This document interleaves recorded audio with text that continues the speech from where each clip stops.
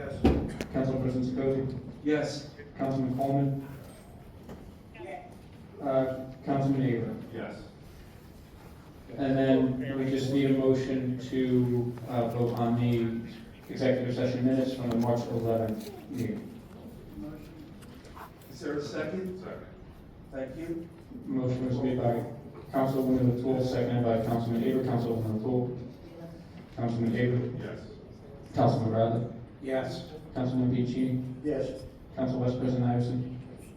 No, there's a mistake here. The profanity that started was after the mayor insulted both myself and Mr. Giancini. I have a discrepancy. Yes. Just vote no then. Vote no. Council President Sikoji? There's no discussion. Okay, thank you. Council President Sikoji? Yes. Councilman Coleman? Okay.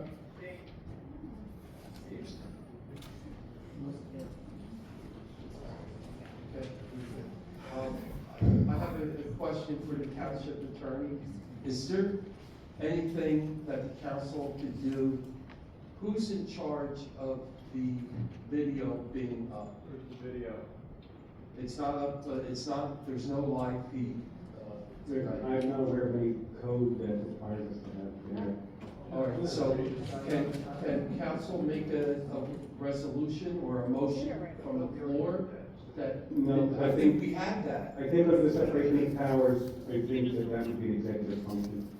People are allowed to get sick, Dave. They get sick and they're out here, right?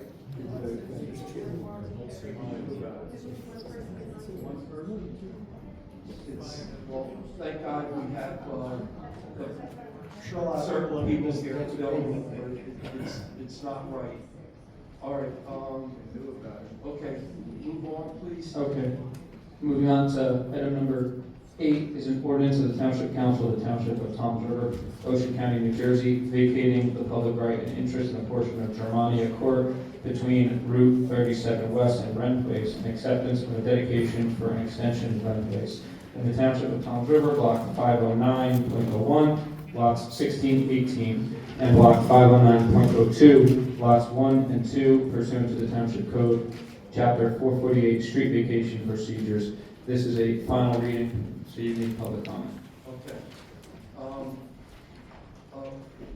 First, is the township engineer here? Okay, there you are. Could you come forward, please, and briefly bring us up to date on this? Excuse me, Dave. This is Lassie's thing, you put this on the agenda. I know that, but I need him to All right, explain well, it. you put this on the agenda, not township engineer. No, We this didn't was ask. drawn up by the previous township attorney, okay? So I'm trying to move things along, okay? And this has been in You can- several you can- agenda meetings. You can if you like, yes. What we have here is a simple swap of land. Can't hear. Is it on, Mike?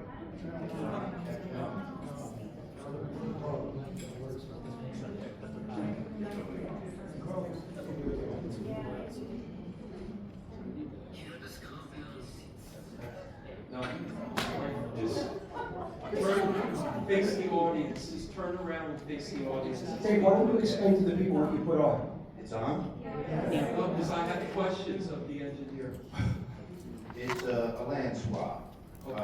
So we have a road that's connecting to 37 that's being vacated. It's a stem road. And there's a portion of Wren Place that's being dedicated back to us. Okay, real quick, and what might go in this location? It's going to have to go before the board eventually for. The planning board? Probably the planning board, for a future Wawa, gas station, convenience store, what we Now, typically see. This past week, I'd seen environmental trucks there working, and would you know anything about that? I wouldn't, but they typically do environmental assessments, phase one, if you will, as part of their submission package to the planning board. It's one of the checklist items that's typically done when you're doing something such as a Wawa. And then, so my concern is, our concern is that, the town will be protected 100%. If there's any problems there. With regard to the Mayor, Mayor, he can't speak as to whether the town is protected about private developers stuff. well, You gotta ask me. No, you gotta ask him questions that are relevant to his position with the town. He's not gonna tell you something like that. This is your application. Mayor, You put Mayor. this on. Mayor, please, every meeting. Okay, I'm happy to let you Mr. know that Mealy. the applicant is actually here Answer. tonight. Mr. Mealy, Mr. Mealy, you're done. Please, thank you. Thank you. Yeah, we're not gonna have our township liable for somebody else's application because Dave is, who's running the show? Well, we're not vacating the street, I'll tell you that because I'm gonna veto it. So we're not gonna vacate the street for the Wawa or your developer friends, Dave. I'm going to veto it. So I don't care if you put it on or not, we're not giving a public street away for your friends. Go ahead, you can continue, have your vote. All right. So yes, At this point, the township attorney should be speaking, asking me if he can speak on this, but the mayor speaks for everybody up here. So is the, I'll speak to you. he said the applicant is here? Yeah. Okay, I'm not giving up the street there. So, okay. have the vote, go ahead, Dave. So, it's so strange that these, so going forward now, next week, all the agenda meetings are gonna be recorded, okay? I do have the minutes, but it's funny, when the mayor is driving back from Irvington, he's on the phone for these agenda meetings. He's never in town hall. So for now on, we're gonna have to, do you have a recording device, like a cassette? Or no? Dave, are you gonna hold your vote on the ordinance before you? Okay. Please come forward, state your name for the record, and Robert Shea on behalf of the applicants who are making a request for the road vacation. I said Robert Shea on behalf of the applicants who are making a request for the road vacation. okay. So if you would like just a little bit of history of how we got to this point, Yes. I'd be happy to provide that. Who's running the show now? Mayor, don't disrupt the meeting, please. Why do you do this? Why? Go ahead. He can speak. Thank you. And just so it's clear, just on that, I want the council and so the mayor to understand what the request is. And the township of Tom's River has an extremely robust ordinance relating to the vacation of roadways. It's not just a simple letter to the town saying, hey, by the way, we're interested in vacating a roadway or dedicating another part of the property. It's a very, very long and tedious process. I'd be happy to provide you with the documentation. I think Mr. Mealy was about to do that, but let me just give the council a little bit of an overview as to what takes place under section 443. You first have to make an application to the town. Our application was actually made in December of 2024, almost 15, 16 months ago, this was made. As part of that application process, we have to submit a full, complete survey of the parcel of property that we're requesting to vacate, which is part of Germania, which is right a bit down from Oak Ridge Parkway. In addition to that, as part of this request, we were also indicating that we would agree to dedicate a portion of our property to extend Rent Place. Now, if you're familiar with the area over there, right now, where the old Wawa or 7-Eleven used to be, you have to exit, the homes that are back there have to exit a roadway in between two commercial pieces of property. Exit it, and if they want to go east on 37, they have to go into the jug handle turn, make that left turn, and in order to get east on 37. What this would effectively do is allow, once that road is built, which will be built by our client, for example, they would ultimately have to go through Red Place, make a left at that traffic signal, either make a left-hand turn 37 east, or at a controlled intersection, make a right onto 37 west. So this was looked at years ago and is actually addressed in our master plan. So the process is this: we make the application to the township. It's sent to engineering. As part of the application, again, we have a variety of surveys and things that sort of lay out this the project itself. That was proposed to be a Wawa convenience store. The application fees are paid, escrow fees are paid. In addition to that, before it goes into any kind of consideration, it has to go to 15 different agencies within this town. It has to go to Department of Public Works, Ocean County Planning, MUA, Engineering, Planning, Police Department, and 14 or 15 other agencies, plus every utility in this town. The electric company, cable TV, JCP&L, the water company, Veolia, everyone is notified. And at any point in time, any of those agencies could say, no, we don't want it. Well, in this particular instance, every one of those agencies indicated it's a good idea, we're gonna sign off on it, and we feel that it would be a beneficial planning aspect of the town. What happens then, under your ordinance, you then have to make an application to the planning board. The planning board gets their fingers into it, we have to make a full application, escrow fees application. We had a presentation for the planning board in September of 2025. The planning board reviewed, considered the application, and they said that, yes, we're gonna recommend this to the mayor and council. And they adopted a resolution to that effect. And I have all the documentation, with copies, I'd be happy to pass it out if any of the council members are interested. And so, once that process is achieved, and once the planning board confirms it's okay and recommends it to the mayor and council, it then gets listed on the council's agenda for either review, and certainly review and hopefully approve. So that the process itself, as I stated, is a robust, extremely robust procedure. Probably, I've been doing this type of work as many board members for 40 plus years in this county. And it's probably one of the only townships that requires you to go through this process. That's a good idea, because everybody gets their hands into it, everybody makes a recommendation, and at any point in time, as I said, that recommendation goes south, it doesn't go to law. So this has passed all the muster of every one of those agencies. It's a good idea from a planning perspective. It'll bring another major rateable into town. It's not a multifamily, it's not residential, it's commercial in nature. What exists out there right now is an old, I believe 7-Eleven, Wawa that is there, been vacant for years, and a parcel of property that has also not been developed as well, both commercial in nature. So I had just two quick questions. One, you also said that all the different people were actually involved in this. Was the state DOT as well? That's right. Anybody who had their. And then also the other wall, I'm assuming is gonna close down and they're gonna vacate that once it they. I would assume so. I would assume. I mean, because the other one is a nuisance, when they try to get a tractor trailer, or anything, it's just it's not a safe environment. Okay. And just so the board is aware, the way in which this ordinance is drafted, that, it's not a giveaway. It's not a giveaway of a street, it's a transfer of properties. The property that the township, that we're requesting the township to vacate is about 1,800 square feet. We're giving back, or dedicating back to the township over 11,000 square feet. It'll be fully buffered, it'll be buffered pursuant to any recommendations that we get from engineering. It also has to go to the planning board, very frankly. We just can't put a Wawa, as everybody knows.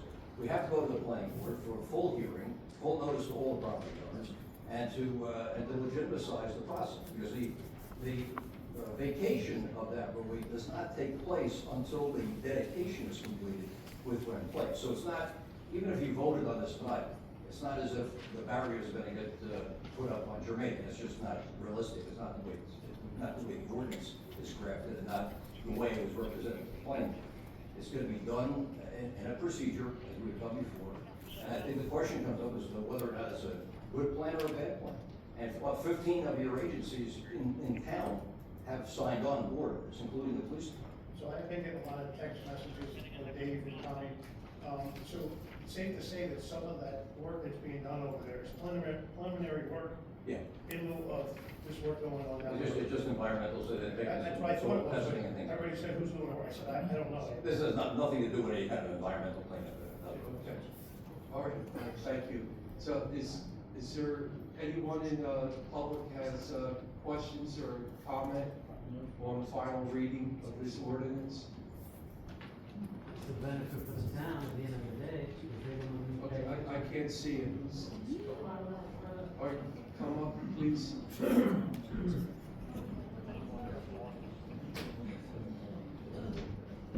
State your name, please. Carlos Amasar. So you're saying that in that,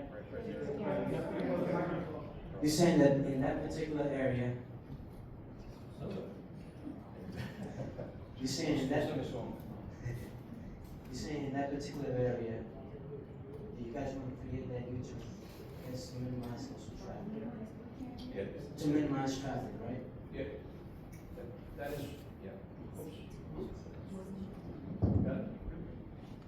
The end result is going to be that Germania, which is that short road, is gonna be vacated. And there's a piece of property that my clan owns to the rear of that's now gonna join up with Wren Place. That's gonna go right into Corrigan. So anybody who's gonna be utilizing that will be a lot safer, very frankly, going through Wren Place and then ultimately making either a left-hand turn around 37 East or a right turn onto 37 West. Rather than now, they're mandated to come out of that Germania and make a right-hand turn to go into the Gerald handle to go 37 East. It's just crazy the way it's set up. The road's been there probably for 60 plus years. Okay, Carlos, thank you.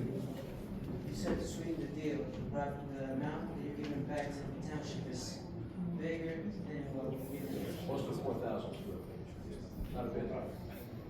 Okay. I think Yeah, thank you. I usually don't do that. Is there anyone else, please? Okay.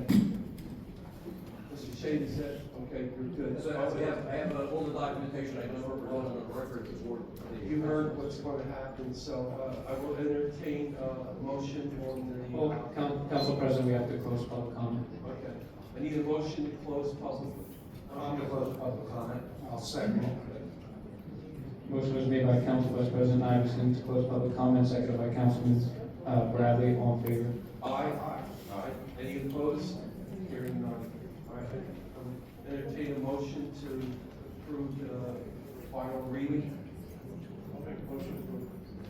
Is there a second? I'll second. Motion, Please. motion was made to approve by Councilman Bianchini, seconded by Councilman Bradley. Councilman Bianchini? Yes. Councilman Bradley? Yes. Council Vice President Iverson? I vote yes. I have friends who live back in there, and I know they will appreciate having that egress out on the Cardinal. It sounds like a win-win. Yes. Council President Sikosi? Yes, just for the obvious fact that it's going to make the roads and the left and the right turns and getting over 37 much easier. So I vote yes.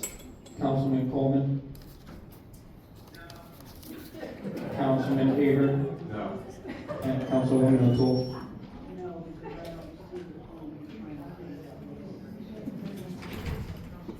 Okay, all right, thank you. Thank you, Mr. Conlon. Okay.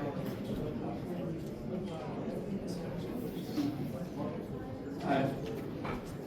So, which one are we on now? 8 or 9? We're on ordinance 9. It's a first reading. I don't know why you. Okay.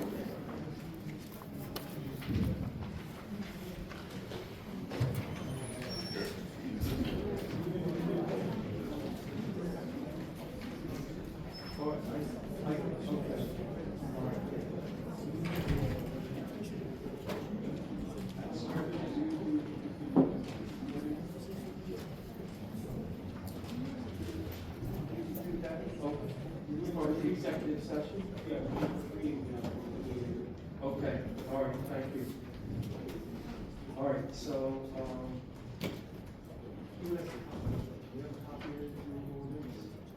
All right, I have, okay, read into the record, please.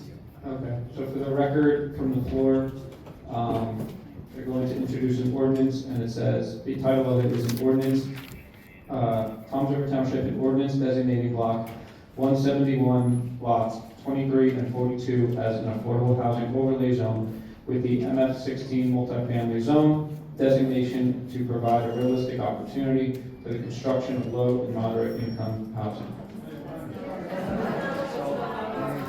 Township attorney, please explain how we got here for this first reading.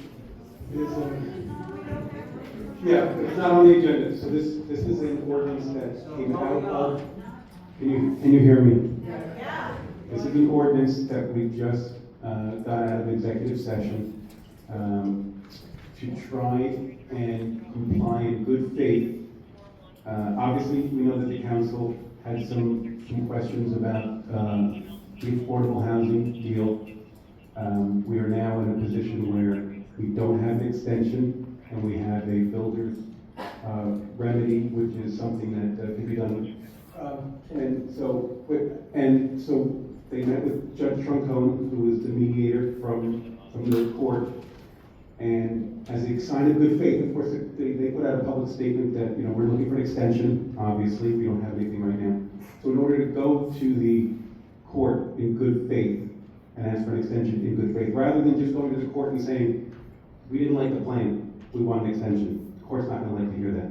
So what we're doing is, in good faith, we're passing this ordinance that will show the judge in good faith that we are examining alternate tweaks to the plan.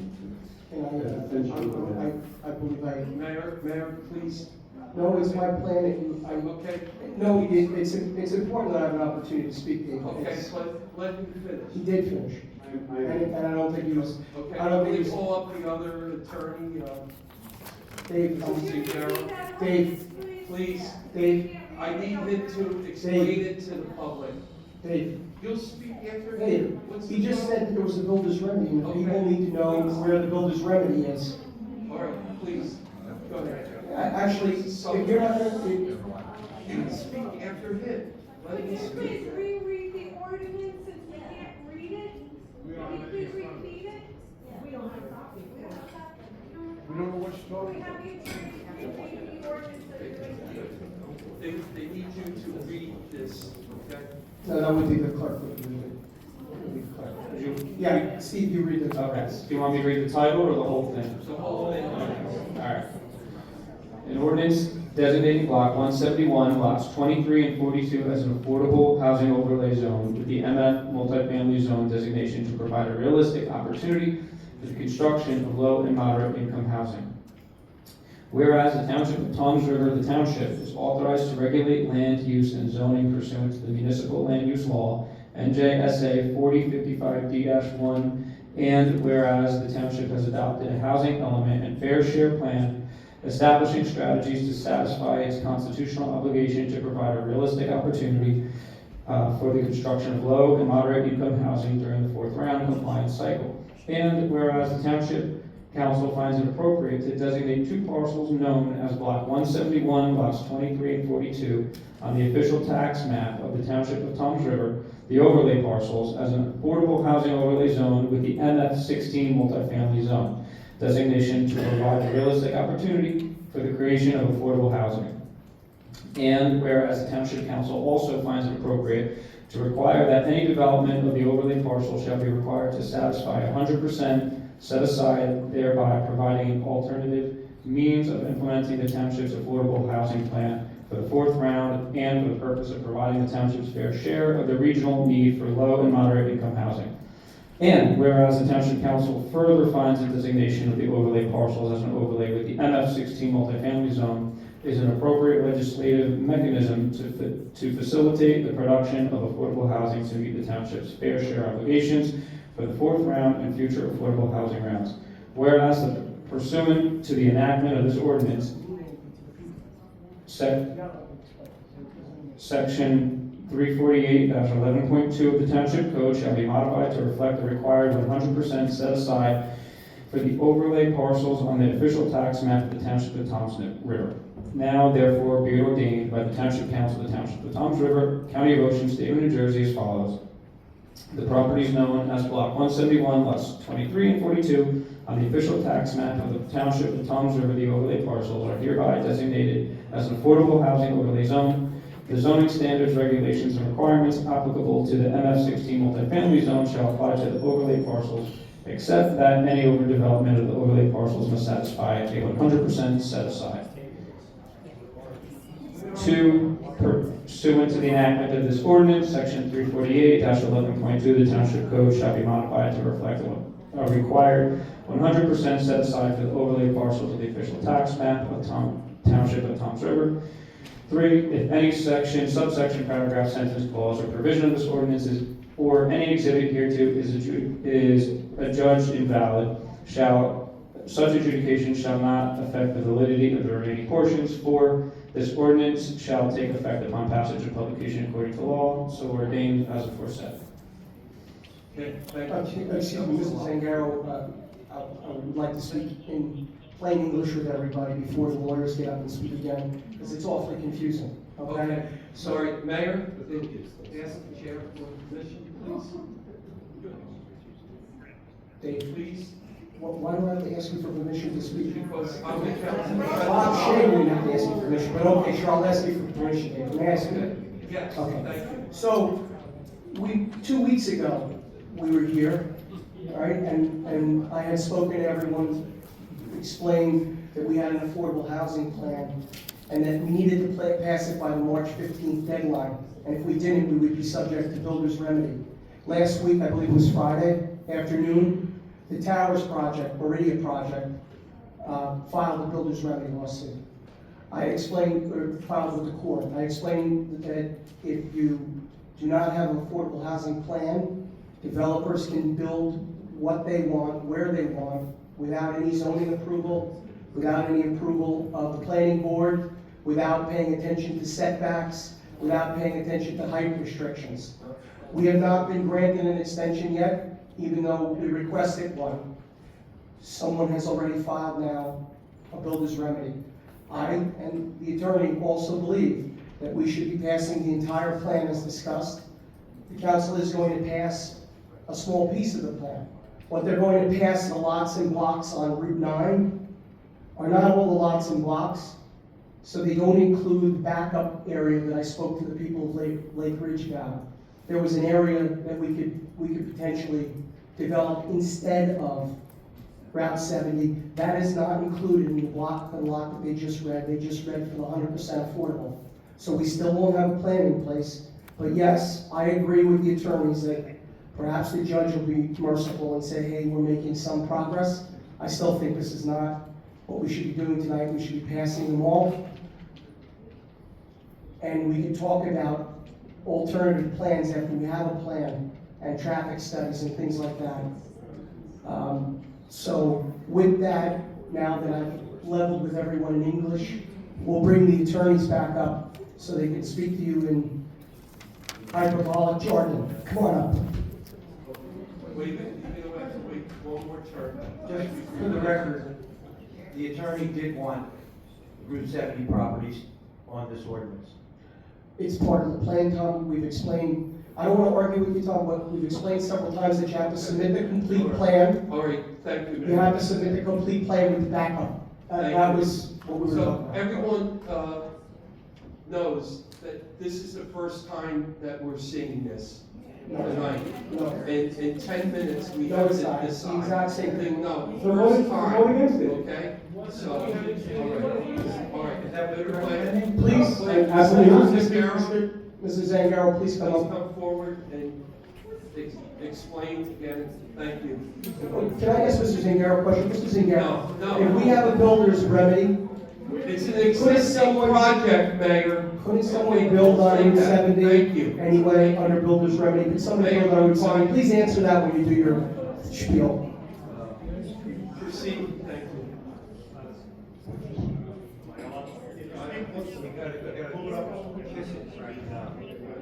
So, this is a first reading of one element of the affordable housing plan. What came to pass was there are 3 overlays that are in the one ordinance that's not being introduced tonight. Those are overlays that were agreed to in the settlement agreement. The Route 9 portion, this Route 9 portion had been introduced with a larger area. What we've done tonight is we've isolated it to 2 parcels so that a 100% project with 125 units, 100% affordable, no market rate units can be constructed on that parcel. So no backup for Lake Ridge. So No backup? that is correct. Okay, thank you. Did everybody heard that, correct? No, all right, no backup for the Please, let him speak. Thank you. What this does is it allows the township to put in place one mechanism to ensure that the plan moves ahead. There are, as I just have to advise, there are other elements that need to be moved on. I understand I'm not before the council tonight. I understand. May I just address what the mayor said as to Route 70? Yes, it is possible that if there is underlying zoning that allows for market rate development, a developer, if you do not have a community, a developer can come in. If they own properties or are contract purchasers, they could potentially make a claim that they are entitled to a builder's remedy. That is certainly possible on any lands that the township does not own. Tonight, the ordinance before you concerns 2 parcels on Route 9 for a 100% affordable project. If this does pass tonight, there will have to be a second reading. We will then submit those materials to the court in furtherance of our request. Would it be more advisable to pass the entire plan? Would it be more advisable? Listen, everybody, we're trying to bail out the town. Bail out All the this town. is You're because destroying of it. him. You're destroying the town. All this fiasco is because of Dave, we had a builder's remedy filed last week. Yeah, on an Dave, existing project. Last week, Dave. Already an existing project. In 2 weeks, excuse me. All right, we're gonna take a recess. You can take a recess, I need a and motion. I'll speak that recess.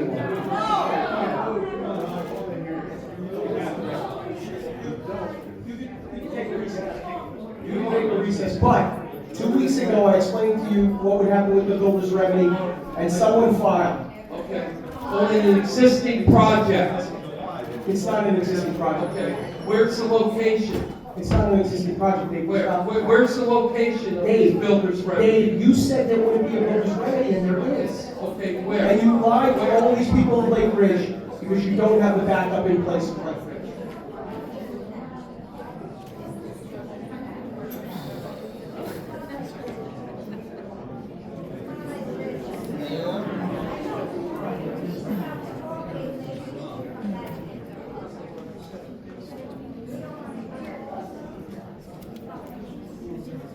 As I said, the backup for Lake Ridge is not included in what they're voting on, which would mean they could build right there.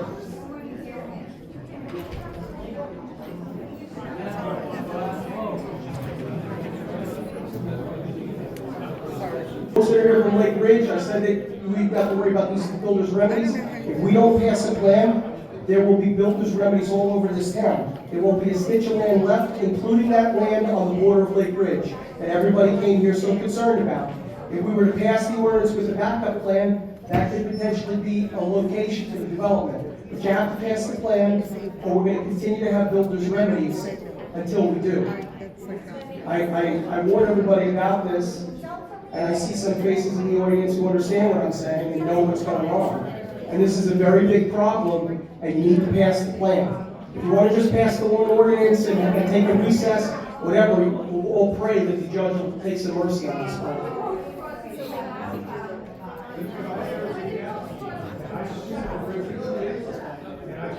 Yeah, it's where at least.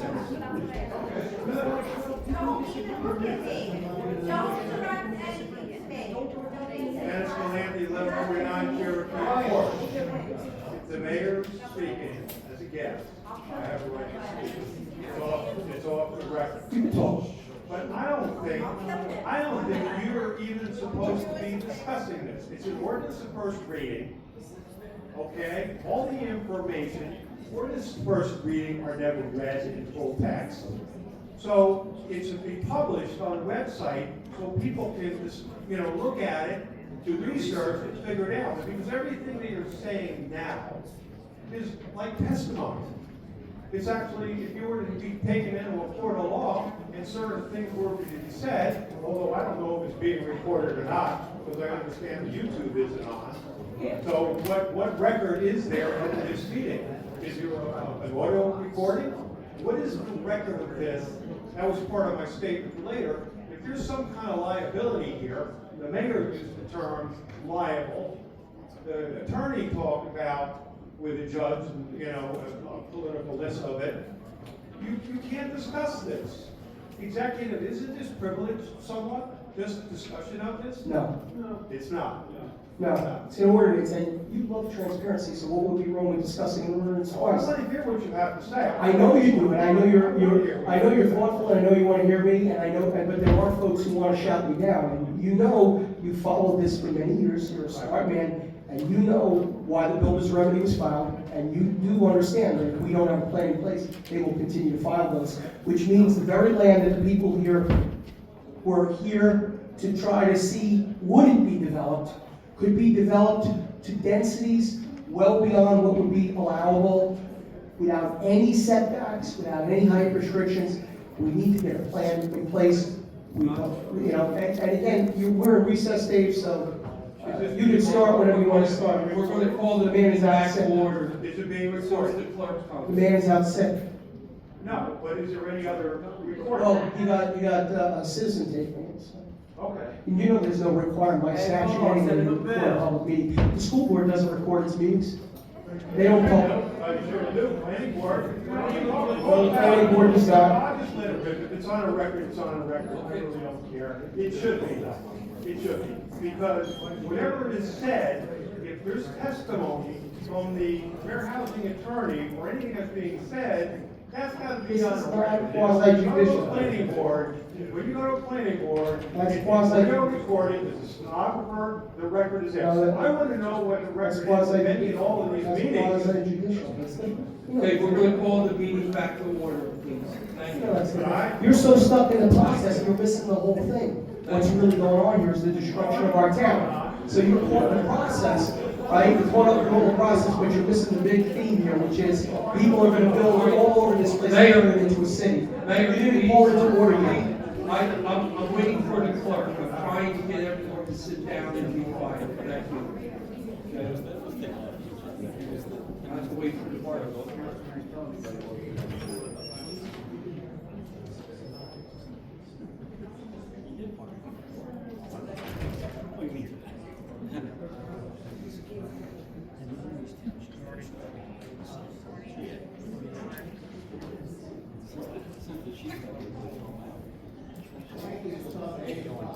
All right, I'm doing my best. All right, we're going to call the meeting back to order.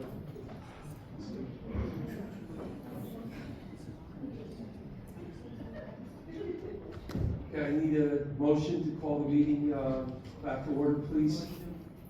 Is there a second? Okay. All in favor? Aye. Any opposed? Hearing none. Mr. Singaro?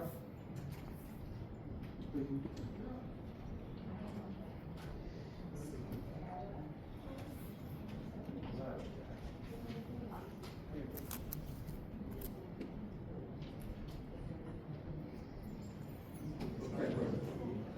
All right, just very briefly to the public, in your words, explain this ordinance here.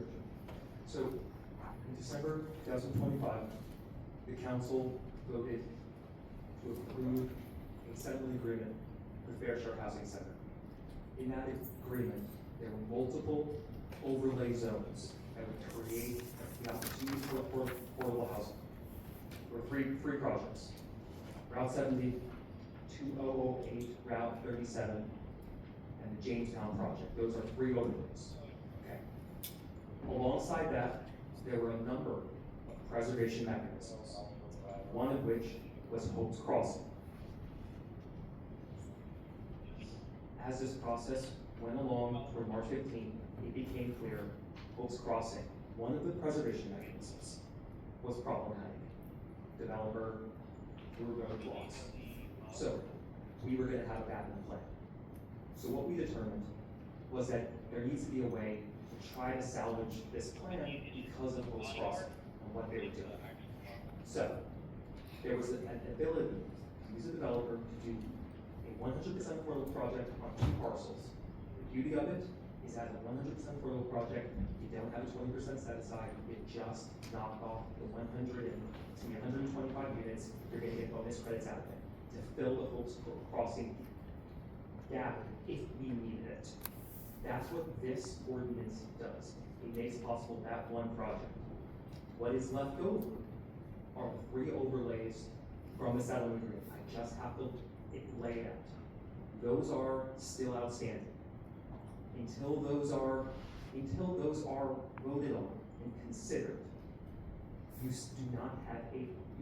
have not implemented all the ordinances or resolutions. What we will do is show through this enactment that the township is moving forward to try to ensure that they have a plan. That is what Route 9 does. It is trying to fill this one portion of Hopes Crossing. Can I ask you who the developer is? So there was a resolution passed on February 25th that identified the developer, Beacon Estates LLC. That's not There is a different entity name, and developers use different single purpose LLCs to develop, but it is, something affordable, something on Horizon. frankly, I don't have a particular LLC on the top of my head, I apologize.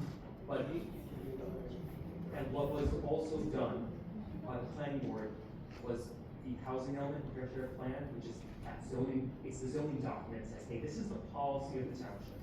The planning board voted they voted on March 10th to set out the policy document with the settlement agreement and its structure.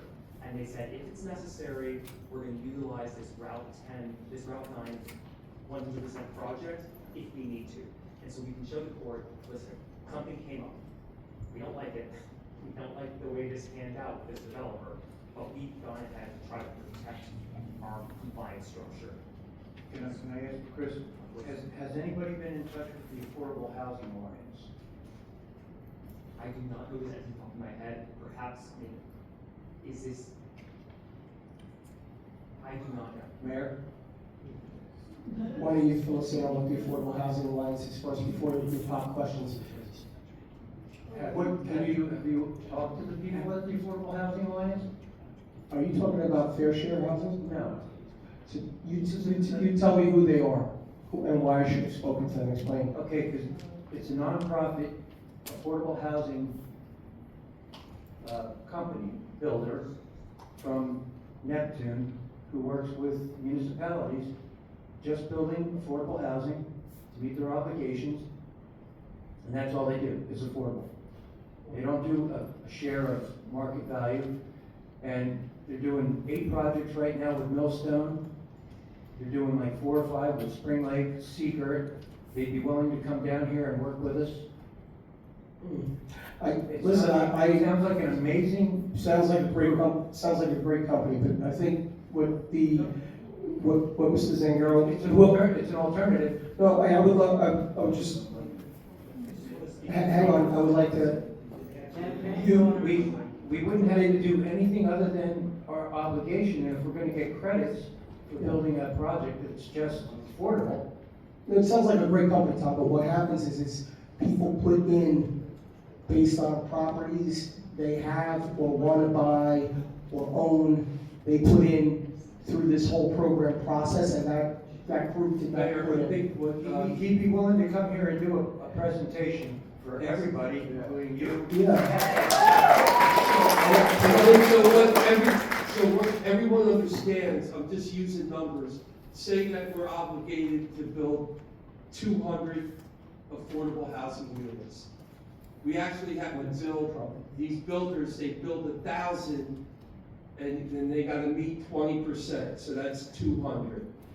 I think I don't know all the details, but with this company, we only have to build the 200. We don't have to build the other 800 to meet the goal. And that's what we want to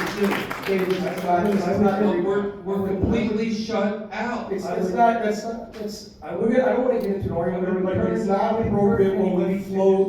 Google Right, but it's not appropriate to full, it's not appropriate. Can I speak?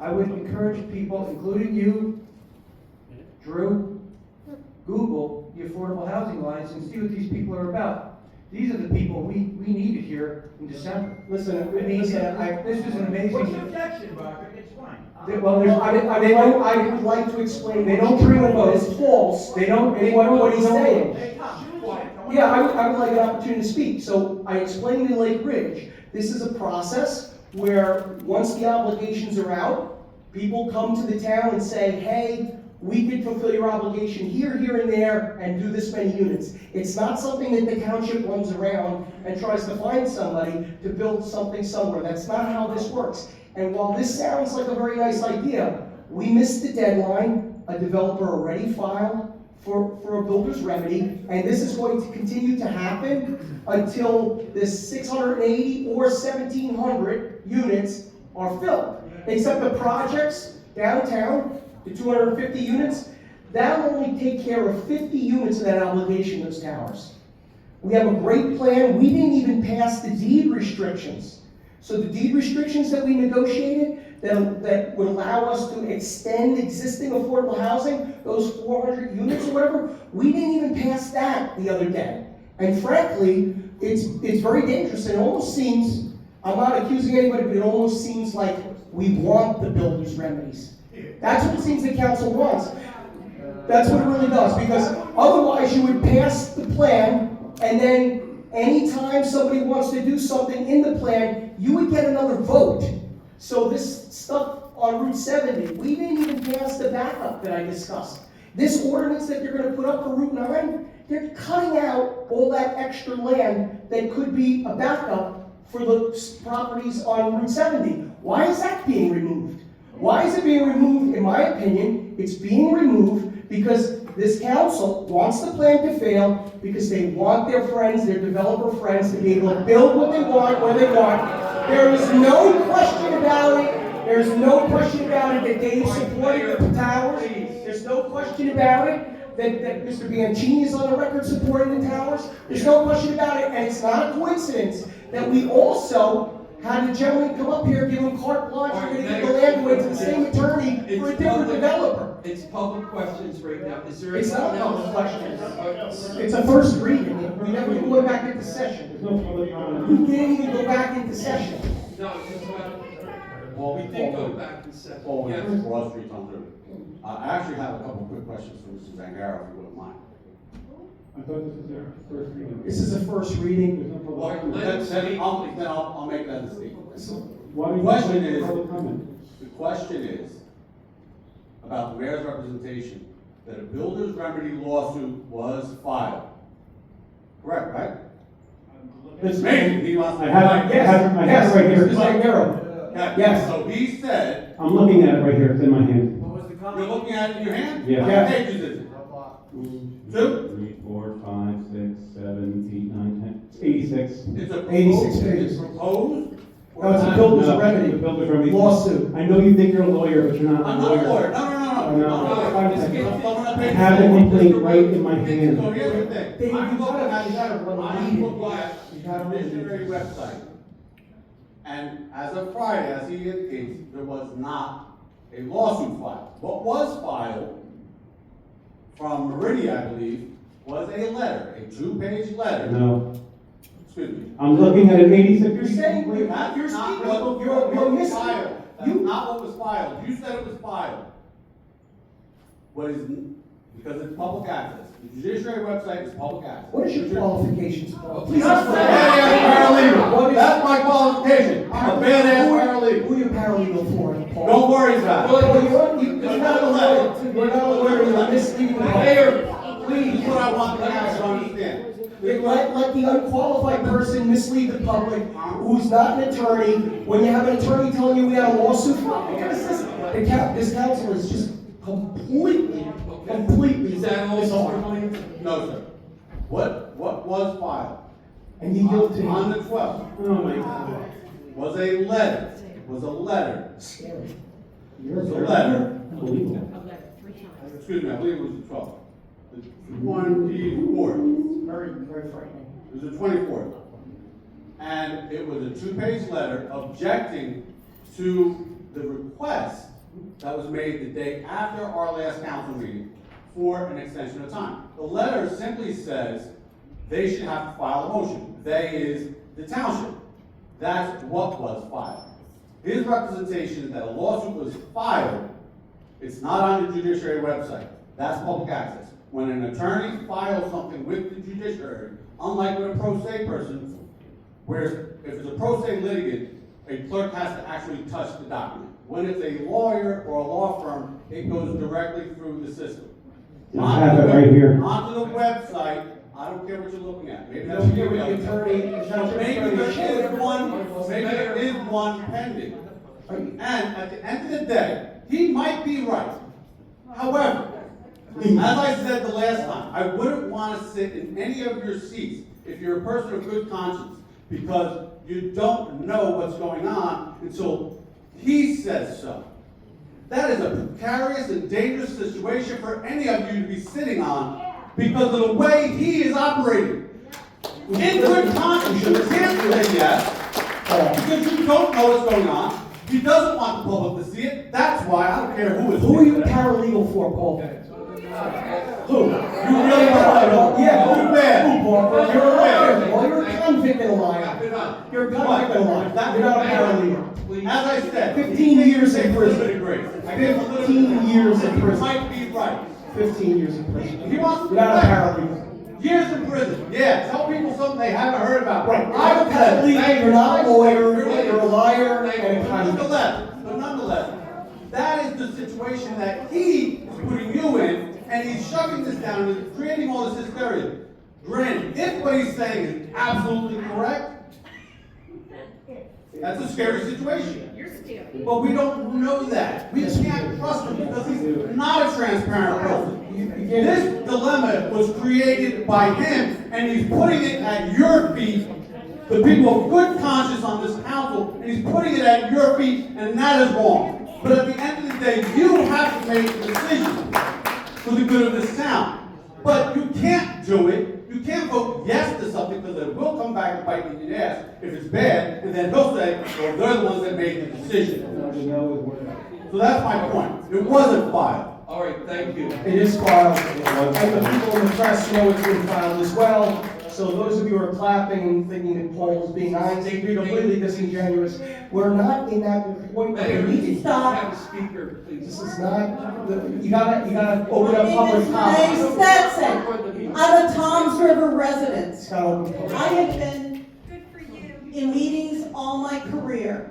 I've been in school board meetings, I've been in corporate meetings, I've been in resident meetings. I have never seen someone so arrogant and such a dickhead. And I've never seen anyone run a city with the amount of arrogance and rudeness. I'm a Lake Ridge resident, and you personally have attacked us in this meeting and last meeting. And I can't believe, as my mayor, you feel that's an okay thing to do. When did I attack you, man? I'm a Lake Ridge, you've been saying it. When did I attack you? No, I didn't say anything to attack you. I just told everyone here Stop. that, I see you want to silence me. That's Yes. exactly what the people on the left are like. You shouldn't even have You a want to microphone. silence anyone We're that says meeting in something. our meeting. What did I do to insult you, man? Finish up, please. What did I do to insult you, man? Please. You need to take the microphone away from him. Yeah. Okay, thank you. Oh my God. This is the last comment here. You didn't even open public comment, Dave. Please. You didn't open public comment. Have a vote from public comment. You know, Maria Lee, 2555 Brenton Lane. I'm also a Lake Ridge resident. I have a question. Can I pose to Mr. Zingaro? I don't, is he still here? I'm sorry, Mr. Penny. Yes, please. Mr. Penny, as I recall, at the last meeting I was at, you indicated that you have 7 years' experience.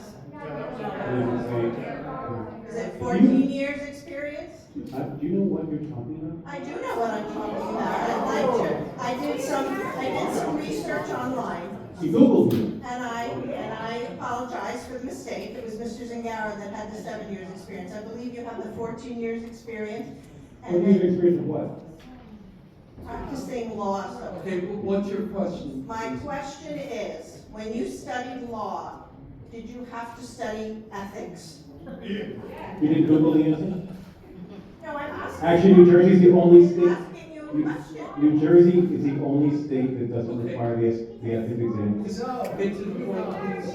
The point is, But I took it and passed it anyway. you are the most disrespectful attorney I have ever encountered in my life, and you are not just disrespecting the people of Toms River, you are disrespecting these public servants that have been elected. You serve them.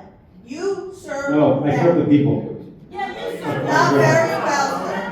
I'm calling out, if I see lies on the dais from the councilman, I call it out, I'm sorry. Move on, and so, You gotta move, you gotta. Hold on. all right, you got it. So I just want to get some clarification in front of everybody tonight, because on February 25th, we had an executive session. It was doom or gloom. We went in there. You gave us a presentation for the 2 lots that we talked about today, correctly? Right? Respectfully, I cannot discuss what's in executive session. And I'm not trying to, I cannot, as an attorney, discuss what happened in executive session. Okay, you presented us with 2 pieces of parcel that possibly. Yeah, don't let them get you in trouble. You can go, Okay. Mrs. Anger. So, Have a good day, sir. so going forward on agenda meeting on March 4th, we went into the agenda meeting and they gave us all the paperwork with those 2 lots that were included on it for us to build to meet our mandate for the affordable housing. But what they didn't tell us, that I found out on exhibit A, which I have right in front of me, was 65 more acres in with that 10 acres, they could actually build at least another 1,100 units on Route 9. Most people that I talked to, that the mayor was fortunate enough to give up my personal telephone number, and I was able to have dialogue with them. And once that I told them that that was on township-owned property to prevent from being built on, they weren't aware of that. The second thing was, our infrastructure can't handle that, and why would anybody try to turn around and pony up another 65 acres when Route 9 is already imploding around us right now? I mean, I don't understand. Listen, now, I understand that tonight going forward, those 2 acres, those 10 acres that you're putting on there is just to give us some time to go to the judge. That's what we were supposed to be done the last time we talked about it. Right. That's what we were going for, and we agreed upon it. But guess what? When I went to the agenda meeting on March 4th, it wasn't that it was anything. You added another, no, I'm not saying you, somebody added 65 more acres that could be built on Route 9 for whatever reason. Guess what? That doesn't smell the coffee smell to me. I'm gonna tell you, something doesn't smell right. We were okay with going to the council and voting for a little time. It was presented to us that it was going to be a tactic to go to Hope's Chapel to see if we could make a deal with them. Evidently, it didn't happen. I don't know what happened, what didn't happen, but all I know is that we were okay with the 10 acres just to buy time. Now, we're gonna use it to buy time to say, look, to the judge, that we're gonna turn around and present this, so we're moving forward in good faith. Nobody up on this day, nobody wants 8,000 more units, and everybody knows it. But the mayor put out this nice little mailer to everybody that we were for 8,000 units, this and that. And once I told them it's all township property, and guess what, we weren't for that, they were all like eating out of my hand because they understood the facts. The problem is that we don't know the facts. Everybody's saying it, I don't know what to read anymore, what to believe. I mean, everybody in my neighborhood is coming by and dropping all this stuff off. What is this about? They say, what do you think? So I totally want to be sure, perfectly clear, that this is the first reading that we're going for tonight for those, and this is only to show good faith going forward. That's all it is. I would like to ask Chris, you've never heard of the affordable housing line? You've never dealt with them as you're an affordable housing attorney, correct? My firm, That's your specialty? my firm does a lot of affordable housing work. Because We have, this nonprofit works all over with all municipalities, and speaking with the CFO and looking at their projects, it seems like a perfect fit for us. But they do not donate money to campaigns, and they're not gonna bring any votes in.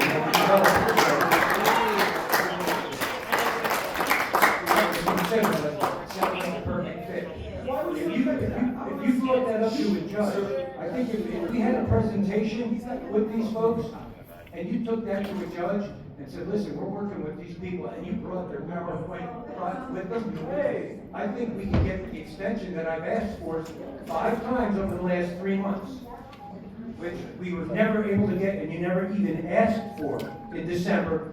And then 2 weeks later, 2 weeks later, 2 weeks later, the extensions, I said, apply to the court, but, oh, we'll never get it, we'll never, but you never even tried. And now it's the 11th hour, so I think we should look into this, try and bring an alternative.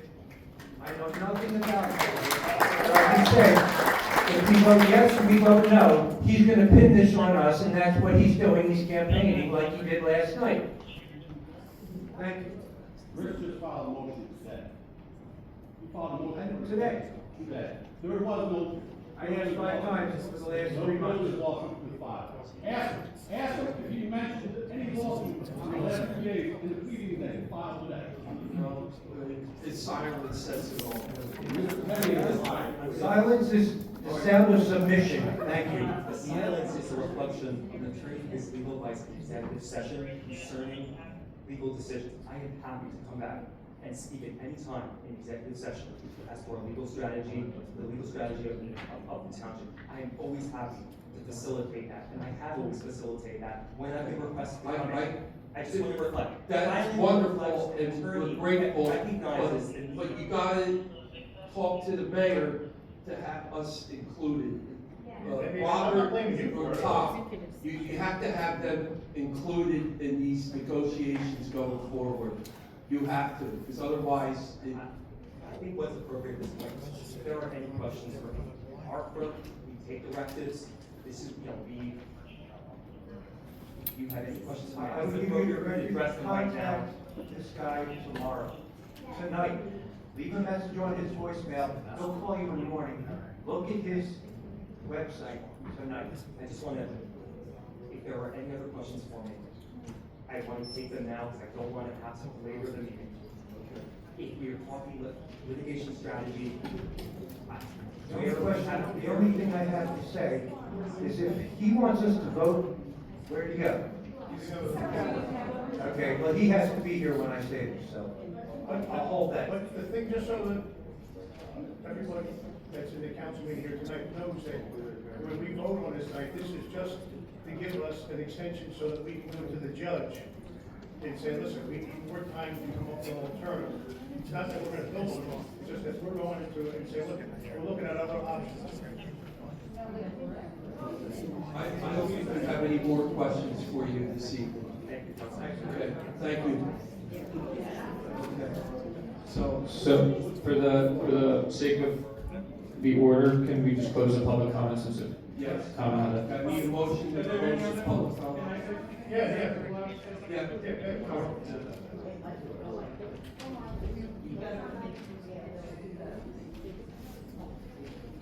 My name is Michael Messina, live at 3478 McCary Avenue, proud owner in Lake Ridge.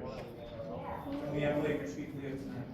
So if we were, and we heard a lot of good things, I think Tom brought up a very good point, if there was an opportunity to just have affordable housing and not build, you use the number, 200 versus 800, 1,000 in total. Lake Ridge is, the 2 parcels of land that are being spoken about around Lake Ridge total 46 acres. When you do the math, 46 acres will sustain the 16 lots per acre. Now, what we're hearing is, why would we develop 46 acres of land if we could do 9 acres of land on Route 9, or we can have another parcel of land that would be substantially less? So that's the first question I have. It's not for an answer. It's just everyone would like as little building as possible. I think everyone, I see everyone shaking their head.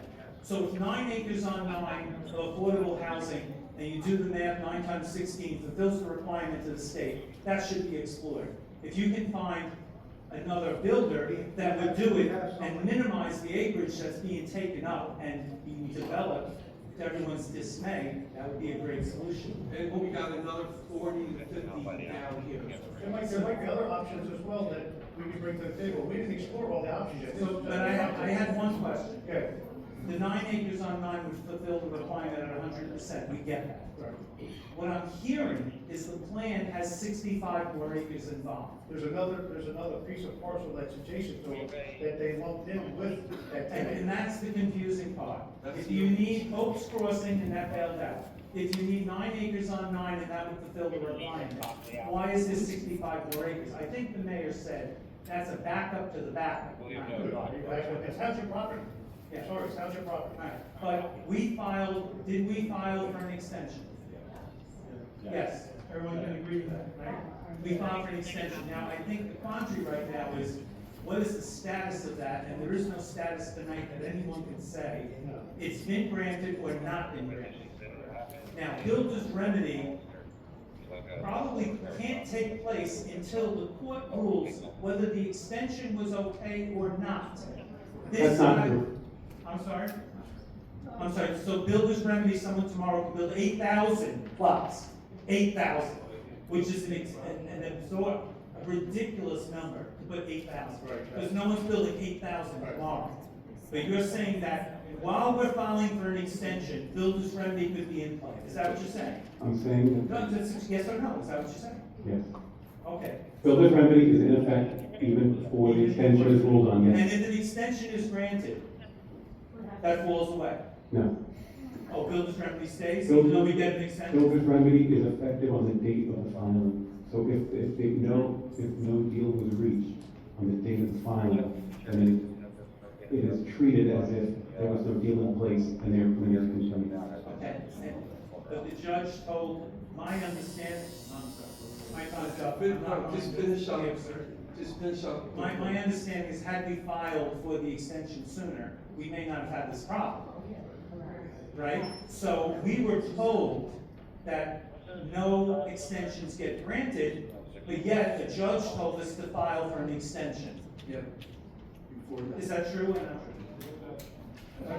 That's because Mike, everything is urgent, Well, it's and last that's, minute done today. yeah, exactly. All right, okay, All right, thank my you. time is up, thank you. All right, so, close public comment now? I need a motion to close public comment.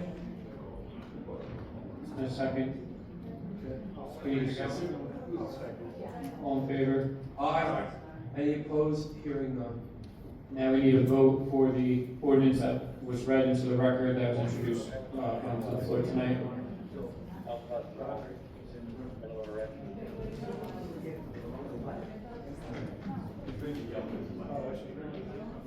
I have to address the mayor in regards to the letter, the false letter that he put out to the entire town, the false email and the false text. If he wants us to vote on this, he's got to send out an apology letter to the entire town.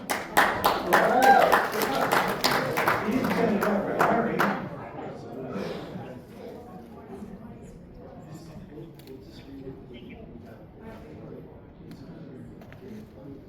All right, so you need a motion then.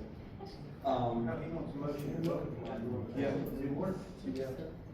I'm not voting on it until I get an agreement from the mayor to retract the false letter that he put out to every single person. The hate mail. I know that's what he wants. To do with what this ordinance is. Yes, it has everything to do with it, Did you man. give me an apology? It wasn't so, Council President, You're the one who started I would person first. suggest, No, you did. I would suggest either taking a vote or taking a recess. I think we'll take a recess till the mayor's back. I will make a motion on this ordinance to a second. Okay. Council, a motion was made to approve the ordinance brought to the floor by Councilwoman O'Toole, seconded by Councilman Aber. Councilwoman O'Toole? Councilman Aber? Yes. Councilman Bradley? Steve, this is a first reading only. This is a first reading only, yes. Yes. Councilman Bianchini? Yes. Council Vice President Iverson? Since it's a first reading, yes. Council President Zikosi? Reluctantly, yes, and like I said before, this is the first time that we're seeing this with everything else. So, I'm doing it for the good of the town, and to save the town. And Councilman Coleman. That's no deal. I heard him, for the record, he said yes. Councilman Coleman. Can you ask him to repeat? 'Cause Councilman Coleman, can you repeat your? vote? Okay. Okay, thank you. Excuse me, could you just tell me when Hope's Crossing pulled out the deal? We never, I You asked for want proof of that. Okay. Multiple times, was never given so much as a single piece of paper. There was never any proof for us that Hope's Crossing pulled out. Okay. Moving on, item number 9 is an ordinance of the Township Council of the Township of Toms River, Ocean County, New Jersey, authorizing the mayor to execute and the township clerk to attest to a renewal lease agreement with Dockside Marina LLC to lease a section of block 1097.01, block 72, for township operated recreational kayak launch. We're gonna table this one because, we didn't discuss this, and we didn't even have an agenda meeting, so I need to,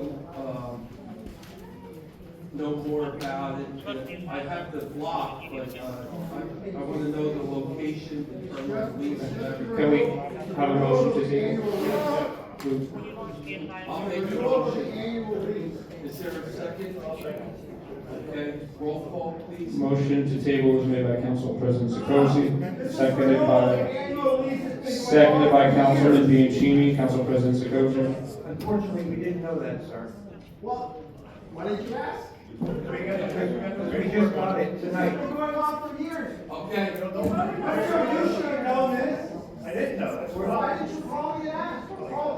We're not voting no. We just got it today, okay? We're not voting no. I got it last night. Okay. That's not true. All right, we're not voting no, I got it on sir. Friday. There's a lot of things in here that we haven't been able to flesh out. We're not voting no. If it's as straightforward as you say, of course it'll be approved, okay? All right. Okay. Okay. So for the record, it was still, and Council President, you can, it was a motion to table by yourself and seconded by Councilman Bianchini. So this is a first reading, thank you. So, okay, so we'll continue with the table? Correct. Okay. Again, motion to table was made by Council President Sekozy, and Council President Sekozy, your vote? Yes to table. Councilman Bianchini? Yes. Councilman Bradley to table? Yes, the table. Council Vice President Iverson? Councilman Coleman? Councilman Ader? No. Councilman O'Toole? All right, that brings us to the consent agenda. All matters listed under the item consent agenda will be enacted by one motion in the form listed below. There will be no separate discussion of these items. If discussion is desired on any item, that item will be discussed separately. All right, we have a bunch here that, we want to table until the next meeting, and I think Councilman Bradley is going to read them out. Yeah, we'll do that at the end. At the end, yeah. So we're on the consent agenda. So I think what, yeah, please. Table B, D,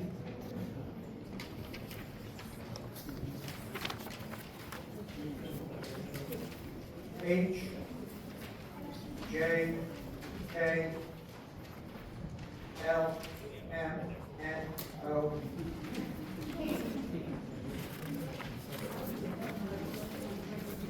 P, Q, R, and that's it.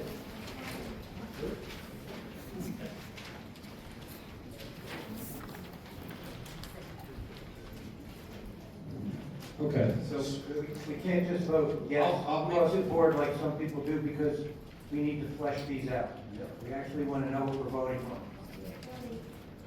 So we I'll make a apologize. motion to table the, what Councilman Iverson called out. Okay, so I will read it into the record again for everyone. The motion to table was made by Councilman Sekozy, and that was to table items B, D, H, J, K, L, M, N, P, Q, and R.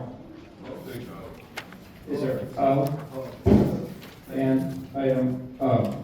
And that motion was made by Councilman Sikozi. We need a second. Is there a second, please? Seconded by Councilman Bianchini. Councilman Sikozi. Yes, to table. Councilman Bianchini. Yes. Councilman Bradley. Yes. Council Vice President Iverson. Yes, table. Councilman Coleman. Councilman Aber. Councilwoman O'Toole. Okay, so now we have to take a vote on the balance of the consent agenda, the remaining items, which, A, C, E, F, G, I, S, T, U, V, W. Is that correct? okay, let me just confirm.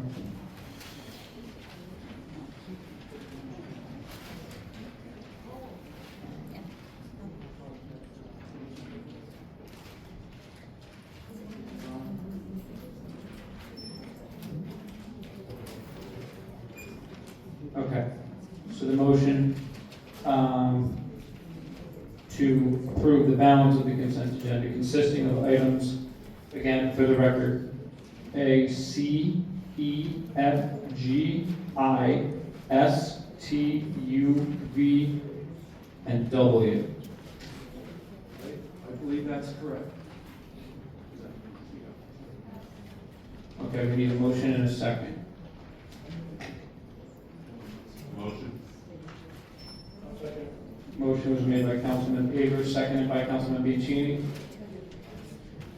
Councilman Aber to approve the listed items. Yes. Councilman Bianchini. Yes. Council Vice President Iverson. Yes. Council President Sikozi. Yes. Councilman Coleman. Councilman, I believe I called Councilman Aber, but one more time, Councilman Aber. Yes. Councilwoman O'Toole. And Councilman Bradley. Yes.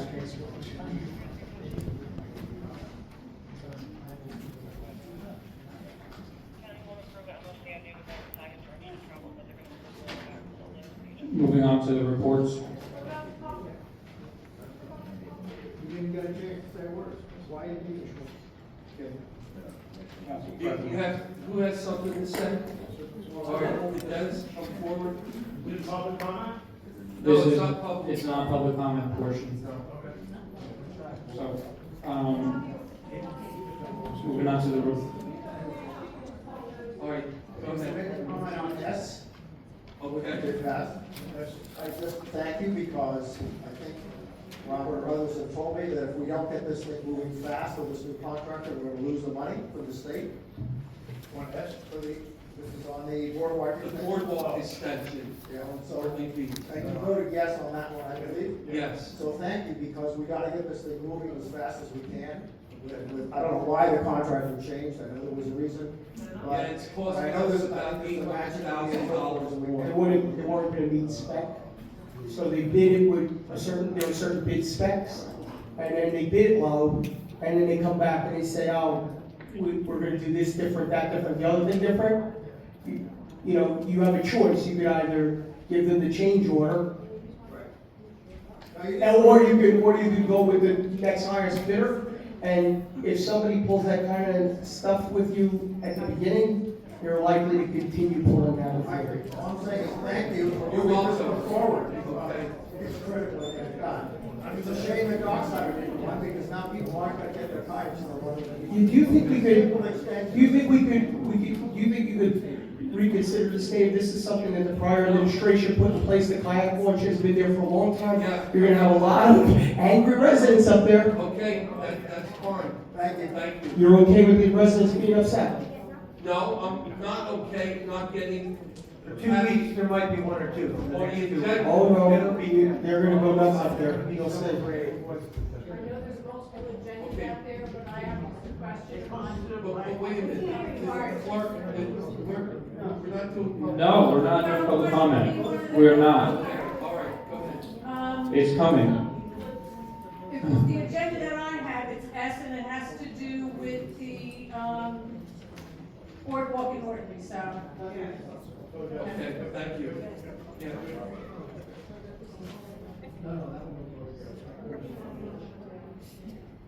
You can, I believe Council President had it, so you can ask questions on the consent agenda, but there was really no discussion on anything. But you can, Yeah, I don't want to discuss anything. Okay, state your name. My name's Tracy Fournier. Okay. What is item E? E?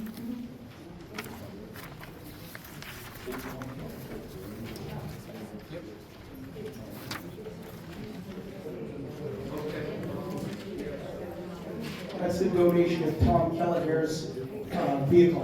The 2003 Crown Vic? It's got 70,000 miles on it, it's a 2005, and it's going to the Pleasant Plains, so they can use it as an emergency vehicle. So sometimes when you call for an ambulance, there might be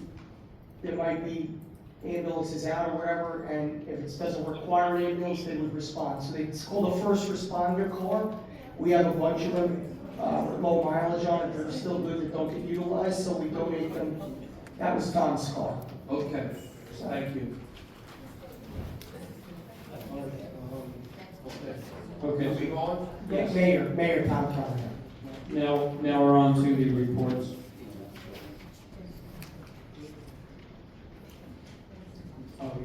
No, there are no reports this evening. So, bills? Yes, we're moving on to the bills. I need a motion. Is there a second? I'll second it. Motion was made to approve the bills by Council Vice President Iverson, seconded by Councilman Bradley. Council Vice President Iverson. Yes. Councilman Bradley. Yes. Councilman Bianchini. Yes. Council President Zakozy. Yes. Councilman Coleman. Councilman Avery. I have to abstain from four of them. PO 26-01311, 26-01071, 26-01072, and 26-01073. Vote yes on all of them. And Councilman Cole.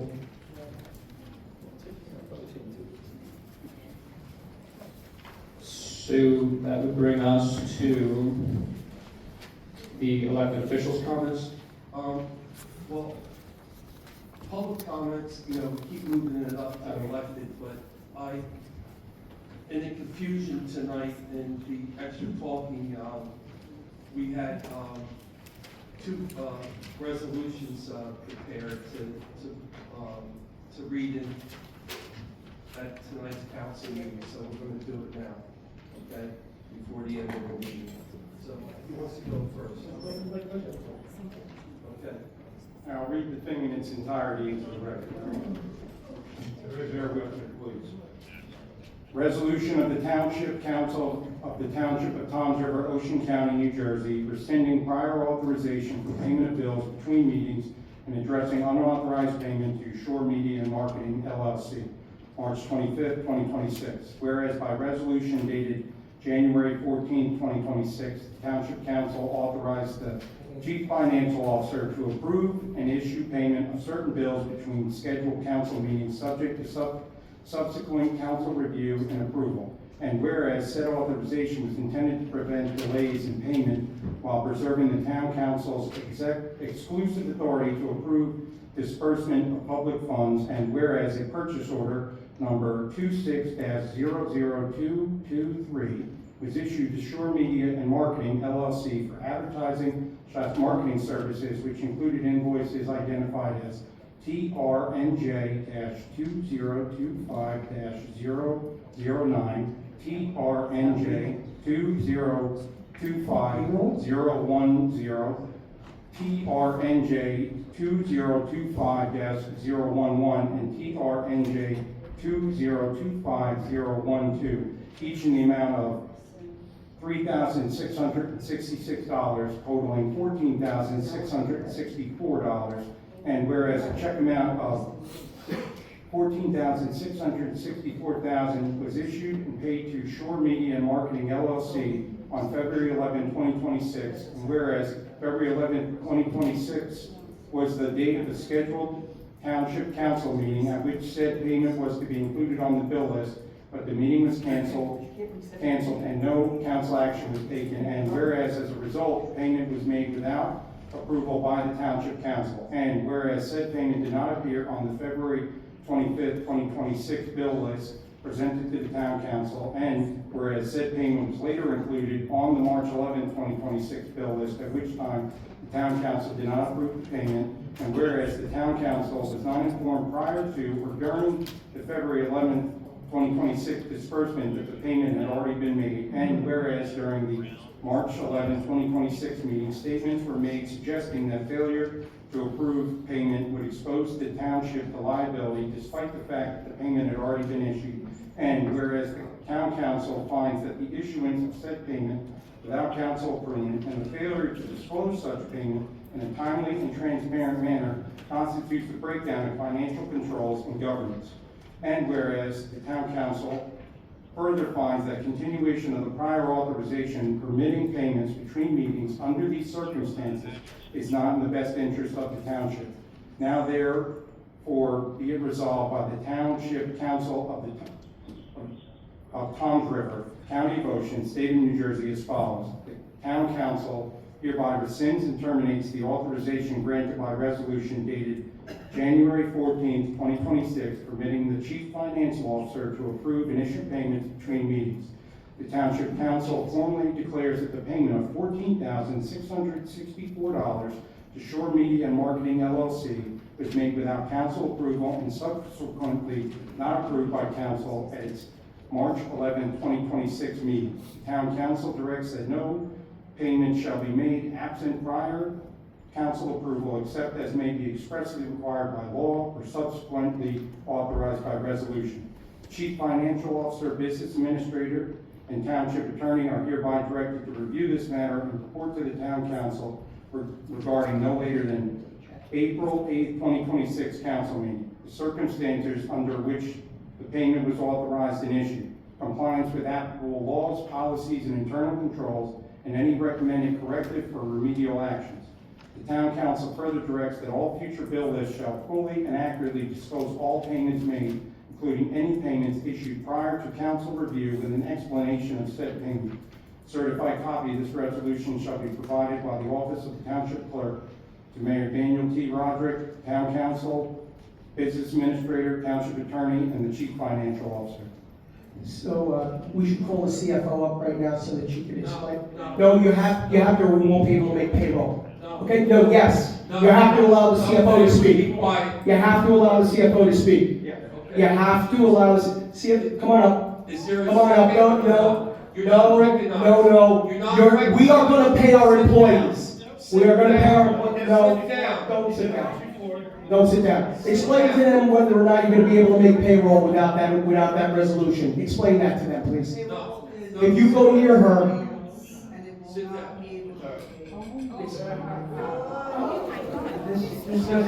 She's not going to be able to make payroll to the police or to any other employee without the prepaid provision. She's not going to be able to make payroll. This does not pertain to the. Yes, it does. It doesn't pertain. Okay. When Roderick had the meetings once a month, the bills got paid. Now they can't. We're authorizing the payment of the payroll, of course, and the electric bill. Okay. Okay, so is there a second, please? Okay, roll call, please. Can you give the microphone, please, to the CFO? Thank you. You don't want to meet.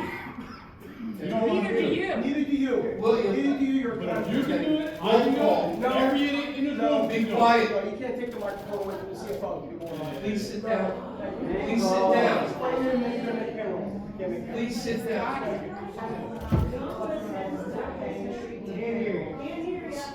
So,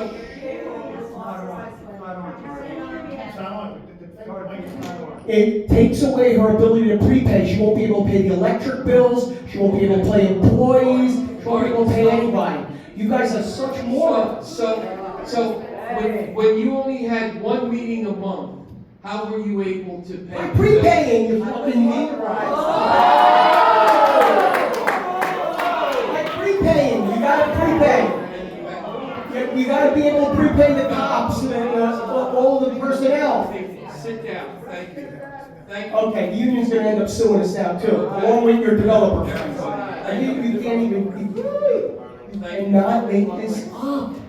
You just can't make it up. Roll call, please. You can't make it up. Why? The CFO just told you she can't make payroll without being in pre-play. What happens when payday comes before the meeting? You gotta be kidding me. Council President, I'm just asking, would you like to take a recess and discuss this with the attorney? No. Or with the CFO herself? No. We're just gonna- No, you're gonna just, okay. Go ahead. Okay.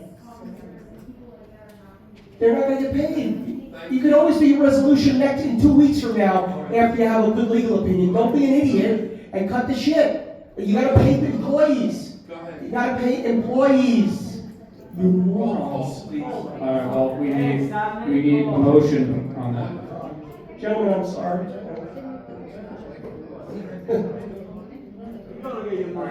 This wasn't meant to withhold payment from. That's what it does. We're gonna do a quick amendment. You don't have an amendment, you moron. Be paid. You don't have an amendment. What's your amendment? Everybody but what? Let's keep the personal attacks. Okay, oh my God. Why don't you just wait 2 weeks and you can pay it away in 2 weeks after you discuss it with an attorney? Talk to an attorney, you can wait 2 weeks and take their right to get paid away in 2 weeks from now. But right now, it's last minute, you're not thinking about what you're doing as always. Like when you got us sued with a builder's development remedy, same thing where you're not putting your thoughts into things. Roll call, please. Oh my All God. right, I didn't get a motion, so we need to. There's no Bradley motion. Oh my God. and Gagini seconded. Oh my God. Councilman Bradley, Yes. Councilman Piccini, Yes. Councilwoman O'Toole, No, absolutely not. Councilman Magnuson, Yes. Councilman Aber, No. Councilman Sikosi, Yes. and Councilman Coleman. Can you repeat yourself, Councilman?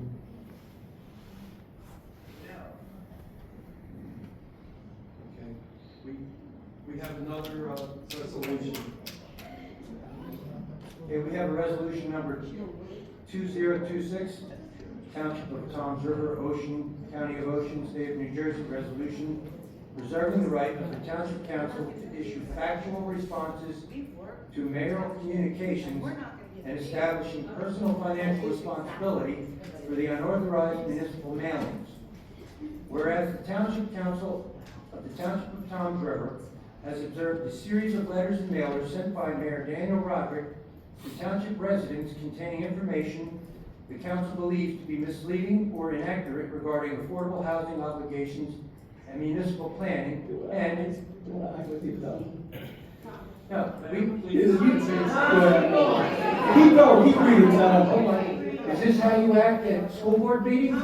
Where you're, I'm not on the school board, Tom. no, I mean, where you're supposed to be cooking. No, they would make their payroll, Tom. Whereas the council. Don't give me a chance, Tom. Be a liberal, like your liberal friends, and don't give me a chance to speak. Shut me down. Don't pay the employees. Mayor, you'll speak. Get sued by the press and don't pay their advertising bills because you don't want to story they write. Mayor. Whereas the council finds it necessary for the preservation of public trust to provide residents with factual, transparent, and timely responses to such communications, and whereas the use of taxpayer-funded resources for what may be characterized as political or non-essential messaging is a matter of significant public concern and potential ethical violations under the New Jersey Local Government Ethics Law, and whereas the Township Council is the legislative body of the township with the authority to control and regulate municipal finances. Now there be it resolved by the Township Council of the Township of Toms River, County of Ocean, State of New Jersey as follows. Right to response. The Township Council hereby reserves the right to authorize and issue official council fact-check mailings or digital communications to residents in direct response to any letters or mailers issued by the office of the mayor that the council seems inaccurate. Coordination requirement. The mayor and the township administration are hereby directed to coordinate all mass municipal mailings with the township council and the office of the municipal clerk to ensure the accuracy of information and the appropriate use of public funds. Personal financial responsibility. In the event that the mayor or the administration fails to coordinate such mailings or uses municipal funds for mailers without explicit council authorization or in violation of state ethics guidelines, the mayor shall be held personally responsible for the total cost of printing, postage, and distribution of such mailings. Enforcement. The Township Chief Financial Officer, CFO, the Township Attorney are hereby authorized to take all necessary actions including the filling of ethics complaints with the New Jersey Local Finance Board or pursuing legal reimbursement to recover any misappropriated funds from the mayor personally. Distribution. The copy certified of this resolution shall be provided to the mayor, Daniel Roderick, the business administrator, township attorney, and chief financial officer. And you think that you're gonna be able to stop me from sending a letter to the public with that? Is that what you think? You think you're gonna be able to stop me from sending a letter to the public with this resolution? It's toothless like your fellow friends. Councilman Iverson? Yes. Councilman Bradley, did you second it? Yes. And yes. Councilman Bianchini? Yes. Councilwoman O'Toole? No. Councilman Avery? Councilman Zuccotti? Yes. Councilman Coleman?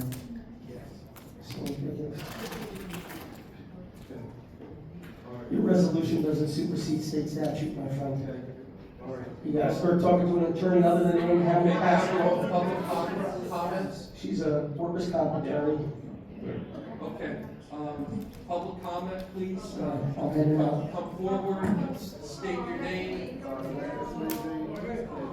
Thank you. No, I'm not staying with the handful of you who are going to talk 6 times and tell lies without being Mayor, responded. please. Have a good night, everybody. Good night. I'd be the coward, sit down for once, man. You know campaigning, right? Carlos, sir, don't respond to him, thank you. Nobody actually wants me here, so this is a good thing. So, first and foremost, today, taking the power for her to pay all these bills. What you guys should have done is take all the power to pay all the essential, well, not essential bills, but like lease and everything like that. She can have the power to do that. But like any bill. He's gonna pay them, Carlos. Yeah. Everybody knows they're getting paid. Come on, Dorothy. I'm not authorized. You're gonna pay them. Any funds, I will not. We all know that this is just a bunch of his. I will not pay.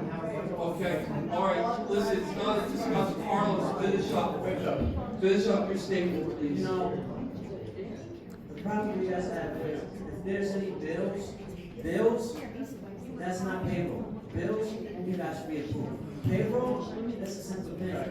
So. He didn't say payroll. The payroll is on the bill list and it's authorized by the governing body. That's your interpretation, not ours. We gotta break that. All right, finish up, please. Alright, so that's that. Second thing, to that, guys. Today we have the reporter here. We still look like Jersey Shore TV show. Chaos. You guys are doing a lot better. Sir, I would not like to be in your shoes because you can see the township, they have something against you, the people have something against you. I'm gonna find, another attorney. And I suggest you guys look for another attorney. I really hope that attorney doesn't agree with you or agree with him. I want an attorney that is gonna, hey, this is the best solution for the town, let's get it done. Like I keep telling you guys, I'm not a businessman like you guys, I'm not the way you guys are, but I conduct my business a lot better than you guys. Moral, ethic, on every level right now. The other, thing is, on the affordable homes. If it's true what Mr. Tom says, that this company will come and build, let's sit down and talk about it. Due to the fact that that's our area, sir, that most of these buildings and stuff is gonna go up. I don't know if you've been on my partner's business, but we got a lot of building going up. On 9, on both sides, and behind 70. So we got a lot of stuff going on, and it's not the regular, everyday people getting into these houses. So you guys gotta get on board with everything. And I said it to you guys, look for Plan B solution. Plan B should have been done 2 weeks ago. But instead, you guys want to keep arguing with the mayor on who's wrong, and what's what, and we didn't get to nothing at all. And now this judge had to come and tell us what to do because you guys didn't submit what everyone behind here asked you guys to submit. Besides that, thank you guys.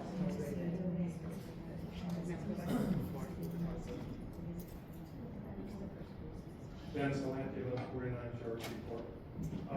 Your resolution that you just read into the record, there is no record. So, Yeah, it's irrelevant. just like everything else. Okay, you need to go out to the YouTube or whatever the record is of this meeting, and may I suggest you can pay Paul Wade. Was that, let me reach that, you can pay Paul Wade, he's videoing the meeting. So where is your record if there is any legal consequences, if there is any liability, anything at all? Where is the record of any of this? Will the township attorney answer that? Do you have any comment No, I on don't that? want to answer that. No?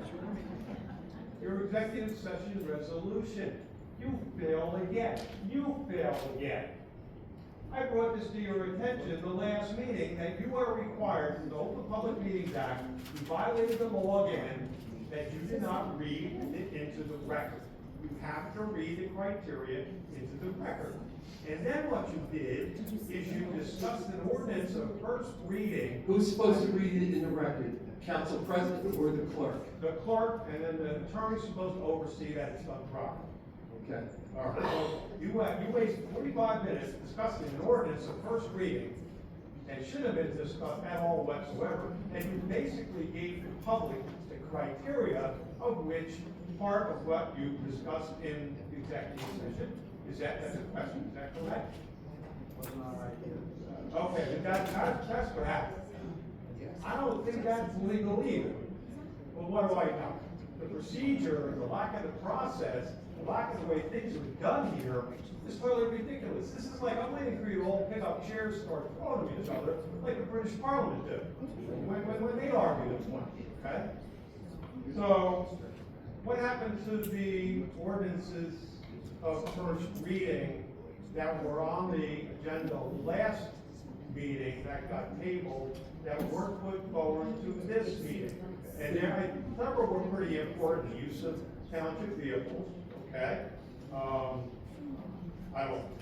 That was going to be discussed last Wednesday at the agenda meeting, but only the clerk was at the meeting, so we couldn't proceed with anything. Right, you also had the benefits for the MUA. Yeah. You know, these are big issues that are brought forward all the time, but they don't seem to be. Well, they're going to come up again, and hopefully this coming Wednesday, the department heads will be at the agenda meeting, where we're going to have another problem. Keep pushing things forward and forward without the resolve of the issues, just like all the consent agenda items that you table. Well, what do you suggest as I do as a council? How do I enforce it?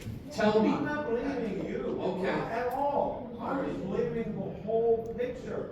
nothing seems to be getting done right. The legalese, the way executive session, discussing ordinances just disappearing. Oh, and by the way, the 200-foot notice, okay, from your procedure of the last meeting. I brought up to you a statute. Did anybody investigate it? Did anybody look at it? That you should not even have gone forward with those ordinances, with a discussion, with a vote, anything whatsoever by statute, if the 200-foot notice was deficient and who was responsible for that, then none of this should have been even discussed. And as I promised, Mr. Penny, I have you the statute. I'll give it to the clerk, he can give it to you. And please read it, okay? I'm gonna offer this in the future, so don't put it in ground file. Okay? Okay, thank you. This is such a clown. Good evening, sir. Good evening. Dick Bates, 350 Coach Drive. Myself and my other residents of Coach Drive, we're a little concerned about the possibilities of them constructing a synagogue at 361 Coach. The family passed away. This is the first one. Family passed away during the past couple of years. The children sold the property. The person that bought the property now is completely gutted the building. Are there permits posted? Is there a yellow card in the window? There's a building permit in the window. I don't believe it's for a synagogue. I think it's just for residential. And what's that address again, please? 361 Coach Drive. I believe the ordinance calls it a K over the C. I believe the ordinance calls for 2 acres for a synagogue. This is just a little over a quarter acre. It's a corner lot. It was originally a 3-bedroom ranch. Now it's been completely gutted. It looks like it's being turned into a synagogue.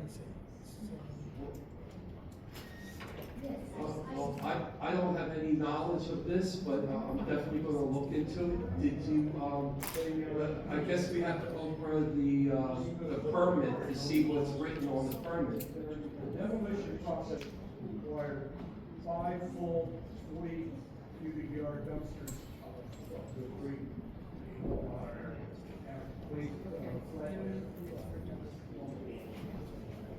And nothing else on that? The plumber was there the other day, and I say plumber because he has a PVC pipe on the top of his truck. He had about 200 foot of PVC pipe, and he used all of it inside that structure. We'll have to look into it, that's all, because I don't know what So your concern is what's going in there? I believe It is a synagogue. I spoke with the construction company that was doing that, and I was just there by accident, and he told me that they're demolishing and making that into a synagogue. beginning of February, I got my lawn, fixed the leaves. And, once you get it, started pulling up and putting sleeping apparatus, sleeping bags, air mattresses, regular mattresses, all in the house. So this is during the demolition? Or is it sheetrock up now or anything, or? It's all finished, ready to move in. It's not been delivered yet. So it's still good. Do you have the lot number by any chance? Yes, the lot is 57110, and the lot is 23. Okay. Is there, is that in your? Oh, it's good. Yeah, I can't, it used to be more trees, now, that's all colonial, right? No, it's all free loans,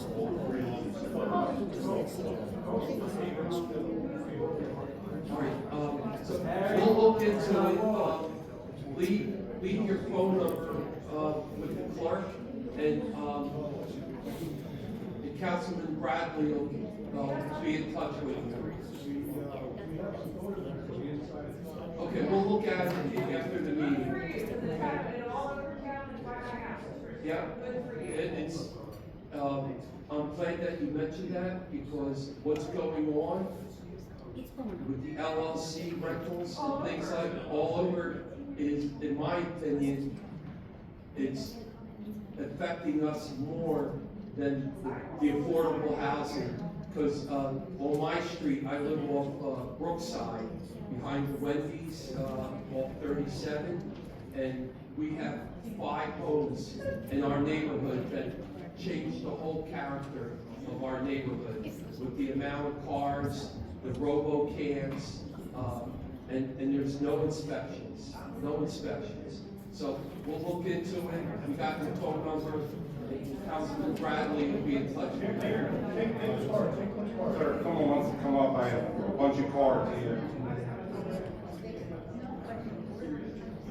Okay, please, thank you. Of course, yeah, we have. Okay.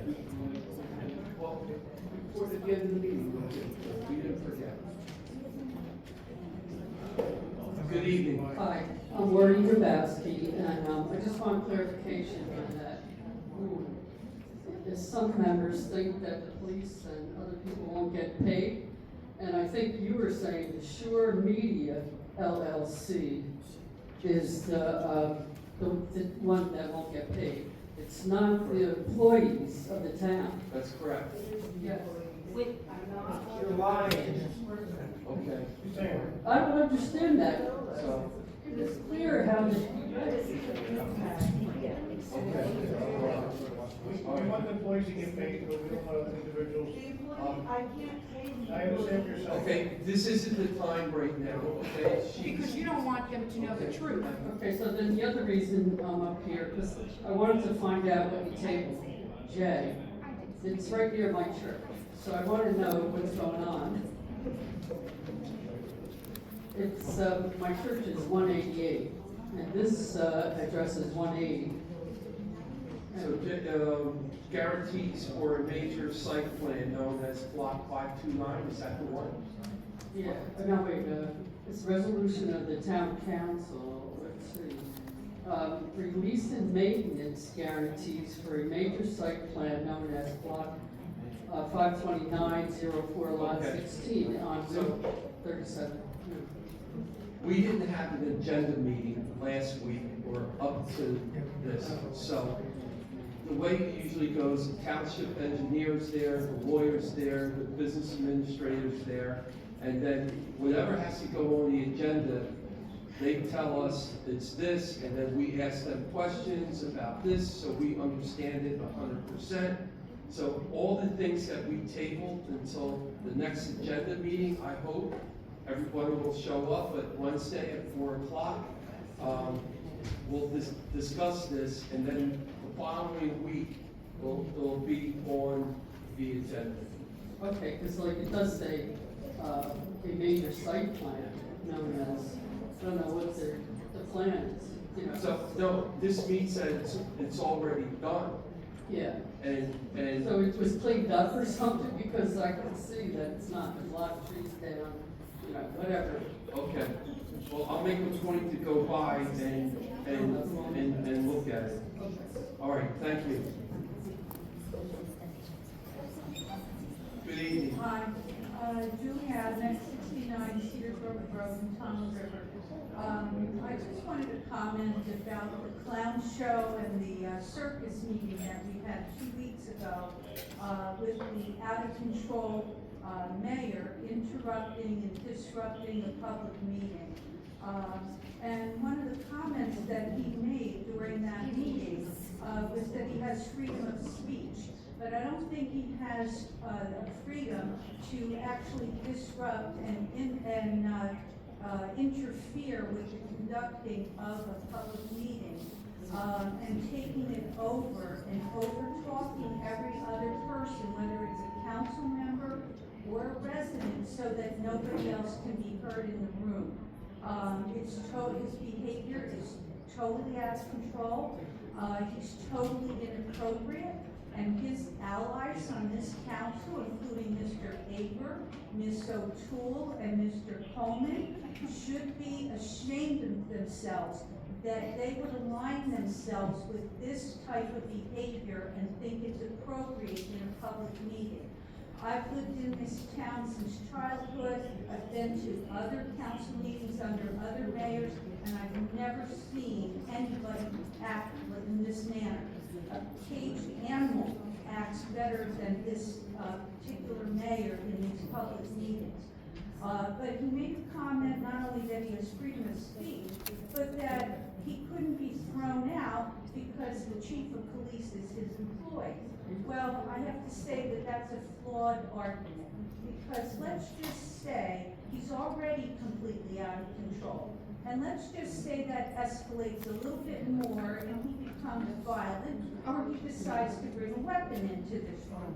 So does that then mean that the police are not going to be able to implement the law and either escort him out or arrest him for illegal behavior just because he's the mayor? So it's a ridiculous statement he made.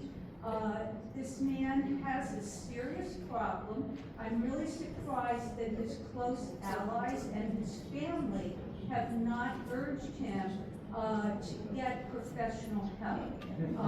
And it's to the point that it is completely out of bounds. I mean, nobody acts in this capacity as a leader of a town. Nobody acts like this.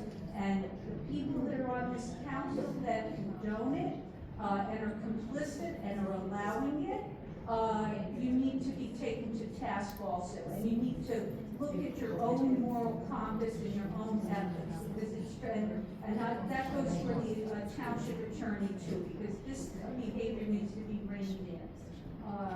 It also is not appropriate for us to be coming as the residents of this town to come to every meeting now since this year took place and the mayor lost his majority, to have an executive session that's put into the actual meeting. Okay, I'm glad you brought that up, and I'm going to interrupt you.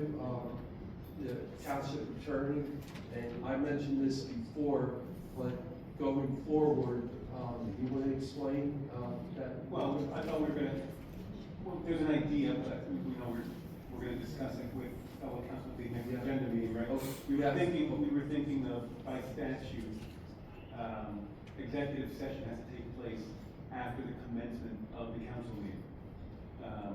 So what a lot of other towns do, whatever my town does, they advertise, these are hypothetical times.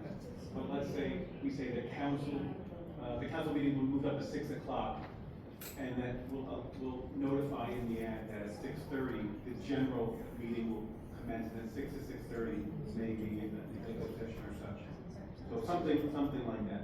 So, it's a But good we idea. have to start it, get a pledge of allegiance, and then it is go to executive session, So it is.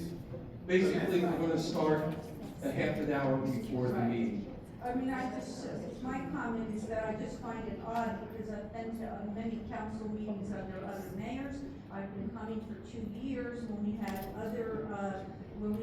the prior majority in office. They were not having all these executive meetings every single meeting. They were not having this as part of a general meeting, so it just seems bizarre. Okay, thank you. Greenberg, 2931 Crestview Lane, and that's in Lake Ridge, in Tubbs River. I want to thank you guys. You guys are up against it. I know you're trying to figure out what to do, but you have no road out. If you're not given the information, if you have nowhere to go. So I'd like to know, are there consequences that someone, whether they're the mayor or not, cannot just act like that without being taken out? Or if somebody takes him out, then is their job in question? So I wonder if it's always about him controlling, like everybody's little puppets, and they have to be afraid. Well, the mayor is here as a guest. Okay, number one, it's the council's meeting, but you see what goes on. So I have no way to enforce his behavior. I understand. Okay? And that's what, people say, well, use this. Doesn't matter. Really? Yeah. Am I going to that he's going to be quiet, or If somebody I else? guess for If dinner. he doesn't follow the lead Right. of the residents or the other council people. Right. Mr. Aber, I don't know the man, and he's been a perfect, gentleman up here. And, but I hear you, and I'm at my wit's end. I feel bad. If he's an invited guest, why don't we not invite him? It's better without him. Correct? Exactly. So the executive session was beautiful. Yeah. Without him. Okay. And I asked that he wouldn't be in there. So it was calm. Right. So. So the meetings would go well too if there was any way that could happen here. But anyway. That's up to him. But he's an invited guest. I know, but he's still gonna come. I got you. All right, second thing, I just want to know as far as the agenda meeting, shouldn't there be consequences since they work for the residents, they work for the people, that if they don't show up, that there should be consequences for them to just not be able to show up? The mayor controls the department heads. Okay, so again, okay, you got nowhere to go. I know. Nowhere to go. All right, I just want to know why, with the extension, why 6 days before our last meeting, Judge Gertner had asked that during a case management conference that we should look at getting an extension with no other plans or anything that had to be in place. It was about Hope's Crossing being taken out.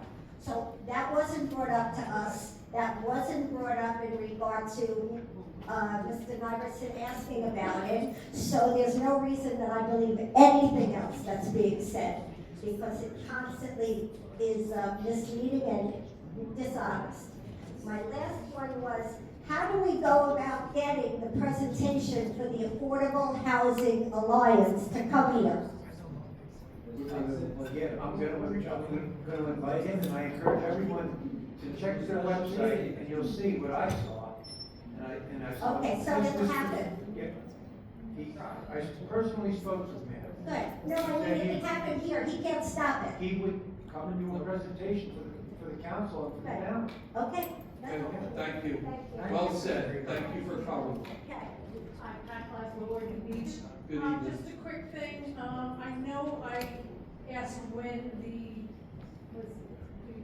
community that pulled out of the affordable housing thing. Hope's Crossing. I would just like to know, was it before the end of the recall? No. Okay. Because I was just wondering. It would if have that been a was different the time story. it was released to It you would have guys. been a different story if that recall was another month. I was just curious.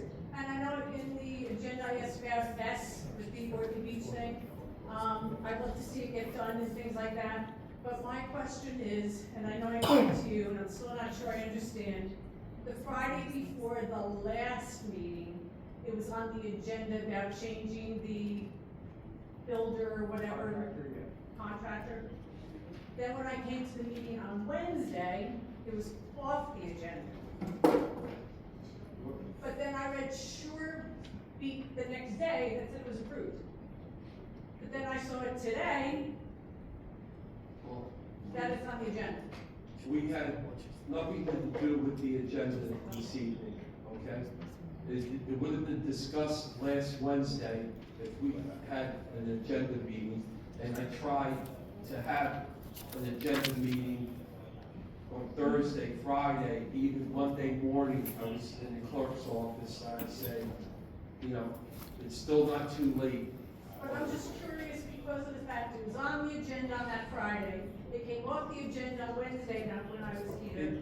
And then Sure Beat the next day wrote that it was approved. And I'm sitting there saying, well, they didn't vote on it. How can you say, because it could have changed? They might have been talking to the contractor that was the second bidder, just confirming that he was still interested in the project. And sometimes it doesn't get lost, but we have to prove it up here before it's official. So they might be just working out with the contractor between the first one, making sure that contractor was voided, and went with the second place bidder, you know what I'm saying? So it might have been a little bit Well, I believe I read it, and I looked it up today that the council approved. So that was just my question. This has been going on for over 2 years, and with the help of the acting business administrator, you know, but it's an urgency, so we don't lose that the $1 million grant and change. So you have to give him credit, okay, and us credit for pushing this forward, because it's been delayed.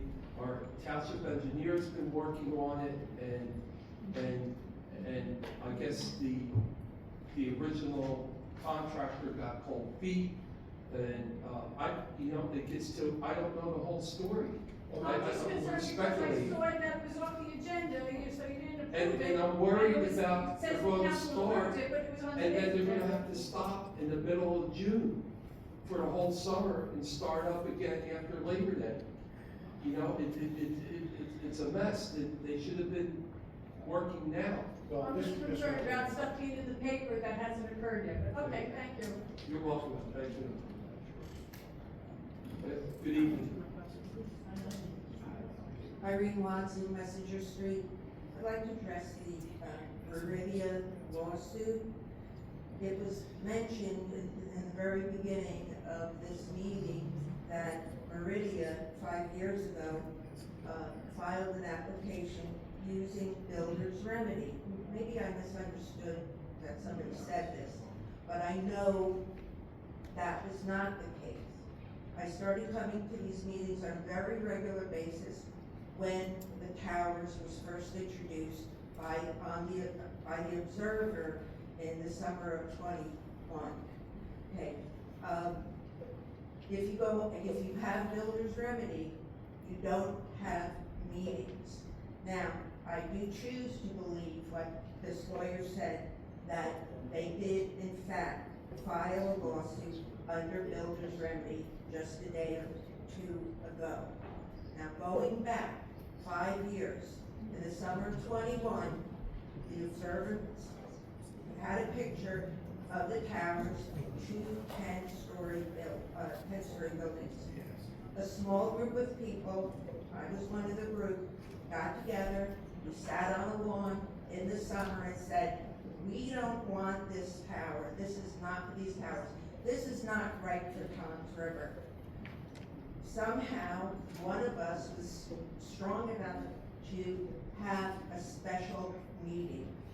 This room was filled with people who attended it. It was a few hours long. Originally, one of the councilmen, it could have even been the mayor, I'm not really sure, he said, we're gonna have the meeting a little bit different. We're gonna have the expert witnesses all lined up in front. You're gonna get online for them, you're gonna ask their questions, and they're gonna give you the answers, and that'll be that. The public, the residents that were here said, no, we wanna hear all the questions, we wanna hear all the answers. Okay, we did not want this building, this group, and a few hundred that attended that special meeting. I went to Dave Roberts' office, we looked at, another neighbor and I, we looked at the 1979 master plan. Explain to the audience who David Roberts was. He was the township planner. Township plan. And for the redevelopment downtown in this area. All right, and he's retired. Yes, and the Okay. VA hospital. Okay, all right. We looked at the 1979 master plan, which was wonderful. They were gonna have parks all across, complete with band shell. It was an amazing plan that they had. Well, unfortunately, it fell through. We brought this plan up to the council. We said, oh, how nice this is. They weren't interested. The other thing that we did not like was the pilot program, payment in lieu of taxes, where the builder would pay $400,000 for 30 years instead of paying a regular tax situation. With that $400,000, none of it. I believe that it would escalate over the years. Yes, it would go up, you are correct. Okay, $400,000, out of that $400,000, none of it would be going to the school. I asked Matt Lupano, I said, none of it goes to the school? Oh, well, we could consider it. Okay, so, and there was a big argument, not argument, but a presentation by someone said, you're gonna have the towers, the population of the students is gonna go way up, and then we're not gonna have more money to, accommodate these students in, the Township School District. Okay, now, the builder, I'm sorry, and during Mo Hill's debate, there's a debate with him and one other person, I'm not sure who it was, I watched the whole thing. He presented the, new plan for the towers. It was gonna be 6 stories, and it was gonna be U-shaped, not two buildings. And, he showed this, and that this was gonna be a wonderful new design. During that debate, he said, oh, after this, I'm gonna go to a little gathering with people. I knew who the people were that were there, I won't go into that. And lo and behold, they come back, new plan, 6-story building. The picture was here, we looked at it, and they said, oh, people were saying, well, this is the best we could do, we might as well accept it, and, well, it was passed. Okay, But now. I don't mean to interrupt, but also explain the development of the waterfront, the boardwalk, Yes, and the it was amphitheater. beautiful. Well, Okay. they were gonna have. And the No doubt. $5.7 million Okay. dollars No in grants. Okay, no doubt it was beautiful, you voted for it, you liked it. Okay, all right. Now, On the planning board. now, Roderick, when he was running and he won the primary, Councilman Supposi said, if he's elected, he's not getting my cooperation, you're a man of your word. Okay, so. No, so- what I said was that Yeah, the I mayor will- does I will something back right, you. I'll agree with him I worked out and with do it. you, you were in a dither, okay? You stayed with that. I know, okay. she's wrapping Now, up. Okay, now, Another. Roger came in as mayor, he stopped the bill.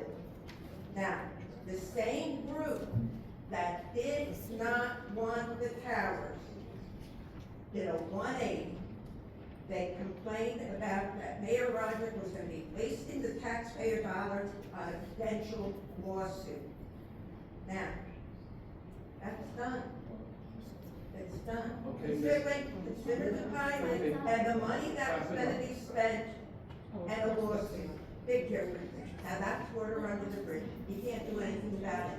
Past is past. The present is this extension. Councilman Iverson has a question for I- you. You're making a lot of statements Wait, tonight, and we have to excuse me. respond. I want to finish this is my last sentence. Okay, all right. You're way over time, but I need to ask you a question. Excuse me, you better pray you get this extension.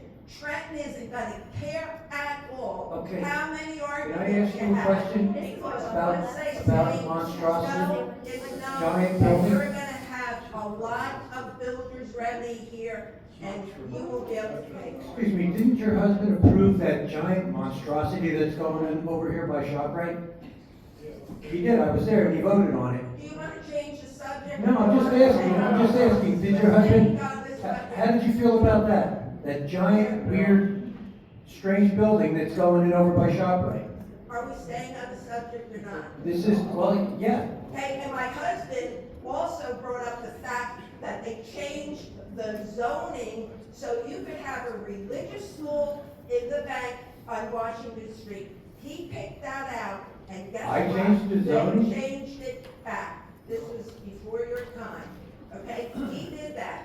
Thank goodness, where there would be a religious school in the bank on Washington Street. That's what else he did as a resident. But were you in agreement with that big monstrosity that your No husband approved? comment, and he did as he reveled. He No, but were you in favor of that? Were you in favor of that? Mrs. No Watson? comment? So Thank you. That just shows you where your loyalties are. He's a hypocrite. Go ahead. Mark. He is not a hypocrite. You are. You're a hypocrite. And can't be manipulated. Carlos Evans, Sergeant. I have I have two things.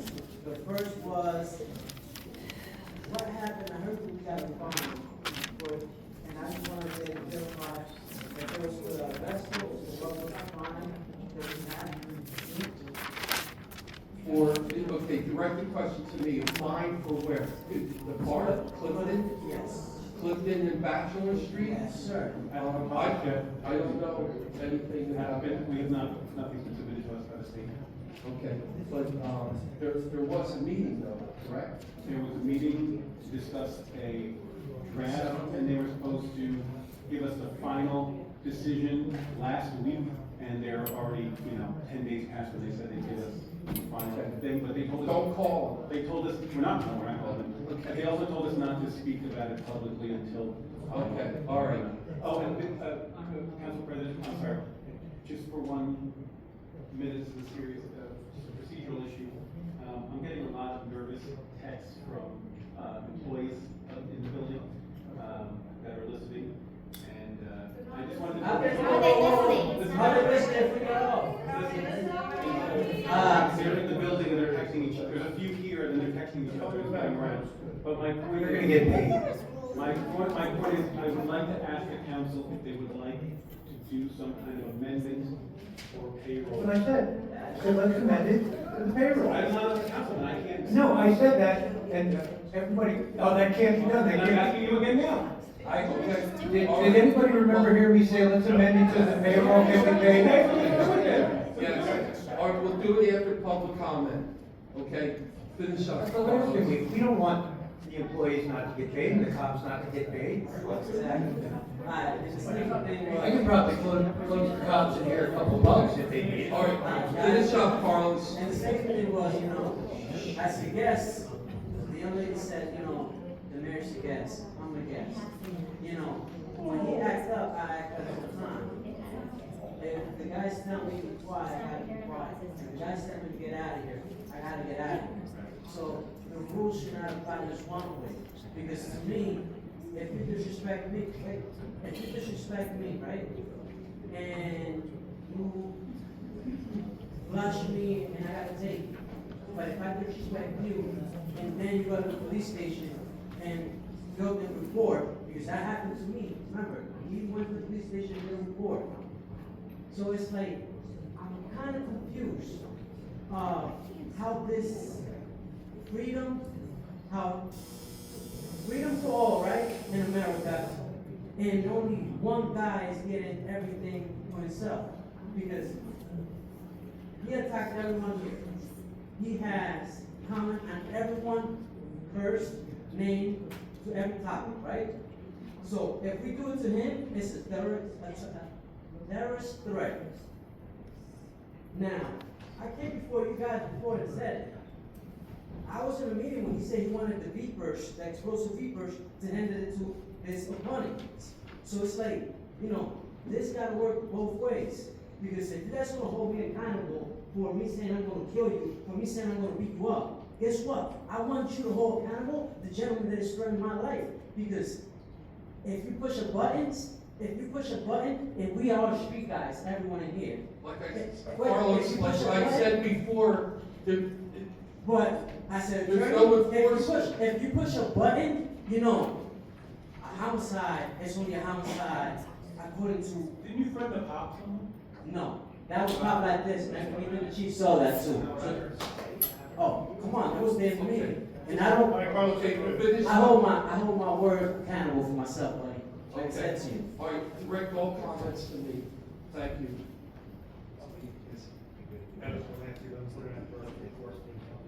Real quick, you can't, if the majority votes, you approve the bills list, right? The majority can also vote to not approve the bills list, but my question is, and I'm blacking this, you can't remove an item from the bills list and vote no on that item without approving the rest of the bills list? And a question for the attorney, and why wasn't that done? We've been doing it, and they pay it anyway. Yeah, but that's all the problem with the employees not getting paid. The CFO should have been allowed to come up and speak. No, we've done that in the past, and what we take off and say no to that network news, whatever, it still gets paid. So what should we do? How can we do it? Pay the rest of the bills list, we vote no on. Okay, we're going to make an amendment, okay, and make it clear. That happen. Yes. Okay, after public comment. Okay. All right. I ask questions and I don't get answers. I ask about the 200-foot notice and the statute that says you shouldn't have proceeded. I don't get any answers. Does anybody look into it? I'd like an answer. Dennis, we all know that there's a 200-foot notification statute. We all know that. Right? And we all know what was wrong that they weren't You notified. can't rezone, you can't proceed, you can't. We do totally anything. agree with you. But then. We agree with you. Wait till this goes to court. You can be for sure, I'm gonna be standing in front of the judge, and I'm gonna cite that statute and see what he thinks about it. Okay, that would be that's it. great. That's it. Now, this is the Faulkner Act form of government, and it's not working. I wanna hear what the mayor has to say. I don't know what you gotta do, raise your hand. I don't know what it is, microphone on, microphone off. I want to hear what the mayor has to say, because under the Faulkner Act, he's steering the ship. He's the administration, you guys do what you do, hear ordinances, approve, discussions, and that's what you do. But you have no power other than that, so you have to hear. So that's why this isn't working. And by your own admission, you don't have all the information that you need. I get that, okay, agenda, meetings and such. Are the consent agenda items, when you removed all those items, are they on the website? I've asked this question, how many times have I asked this question? Are they on the website? Yeah, yes, they are on, I can't find them. they are on the website. I don't know if they were uploaded today. The agenda was uploaded today, but the agenda items are on the website either the day of the meeting or They're part of afterwards. the agenda, they need to be uploaded on Friday, like is required, like is what Well, we're then- doing. And if you don't make the agenda, and it's not your agenda, you should stop the meeting, you should not hold the meeting. Okay, well, I didn't want to do that tonight. It was my decision to proceed, because I knew a lot of people were gonna be here tonight. We were up against the gun with the affordable housing and all the things. So I had two choices, or we had two choices, either proceed and some things that we knew about, we went ahead with it, and the things that we didn't understand, we took off. So, And we'll if see they what were on the happens. website, you would have been able to read, you would have known all Yeah, about it. so and we'll you see could what have happens proceeded. this Wednesday. Just see what happens. Yeah. Yes, good evening. Hello, my name's Jen Lang, I live at 37 Cedar Drive. I have a suggestion, to bring in 2 professional, neutral advisors into these meetings. I feel like this meeting needs a certified parliamentarian, because there is no order being followed. You're lucky you haven't had lawsuits for OPMA violations. Lucky. Really lucky. Say that again, please. You're lucky you haven't had lawsuits for the Open Public Meeting Act violations that happen at every meeting, and they could still come. Because people have Give me, 45 days. Give me an Let me finish, example. please, Dave, this is my turn to talk. All right, And I'm you can trying have to what time give you you, want. I'm trying to give you, I'm trying to understand. I'll stick within my 5 minutes, because that's the rules, and I don't wanna violate OPMA. Hire a certified parliamentarian. Have them sit here at the meetings. They will make sure that proper protocol is followed. That would be their job. And they'd be a neutral party, okay? That wouldn't be swayed by either side that you guys have, okay? Second, you should also have a sergeant of arms. That is also a neutral party. That can help mediate outbursts by anyone in this room, on the dais, or in the audience. And again, someone that doesn't have a side, that is just gonna make sure that these meetings are run properly and are respectful. It can be done. Mr. Mark Mutter, a former clerk, I believe he used to be a certified parliamentarian, but there's a list of them online. There are some in New Jersey, and they get hired to provide this service, okay? So please, if you can't do it yourselves, and I think after 3 months, it's kind of clear that no one wants to actually follow these rules no matter what side you're on up there, okay? No one is following the rules. Get someone that can do it for you, please. So, those are all good suggestions, but, we're not dealing with somebody reasonable. Who would pay this, Okay. who would pay this Yeah. parliamentarian? And the sergeant of arms. Write a resolution. He's not gonna pay it. He won't pay it. So the sergeant at arms. If you put it on a bill list, it can be paid. The way you, We've tried that. okay, so And what if this when the bill parliamentarian, list comes up. what if Roderick Listen. just runs ramshot right over this parliamentarian? Okay, so, What happens then? well, they might not come back, I'm not Yeah, gonna lie. probably. If that person is treated the way other people are treated, they might not. But at Be least honest, you made I've an never effort. even heard that term, and it sounds like a great idea to me. I would be willing to try it. So, if someone submits a bill to the town, or to an elected official, and you have an invoice, okay? You can make a motion to add it to the bill list. Am I right, CFO? I think that's a legal question. I believe you should add So- it to the bill list. Correct. So, if you know it's a legitimate charge, they've given you an itemized bill for services that have been approved to be delivered by resolution of the council, if it is left off of the bill list, you can modify something that's on the agenda. Just like you're about to say you're going to modify a resolution that you proposed, because you got 98% of it right and you left something out. Okay, so I have a question about the sergeant of arms. Yes. Okay, so is that a retired police officer? What's his qualifications or whatever? I don't know the answer to that question. Okay, But and I then don't my know. next question on that is, someone's in the audience, up here, the mayor, anybody that is out of line, and I've warned them, please be quiet, you're not following procedures, you're breaking our bylaws.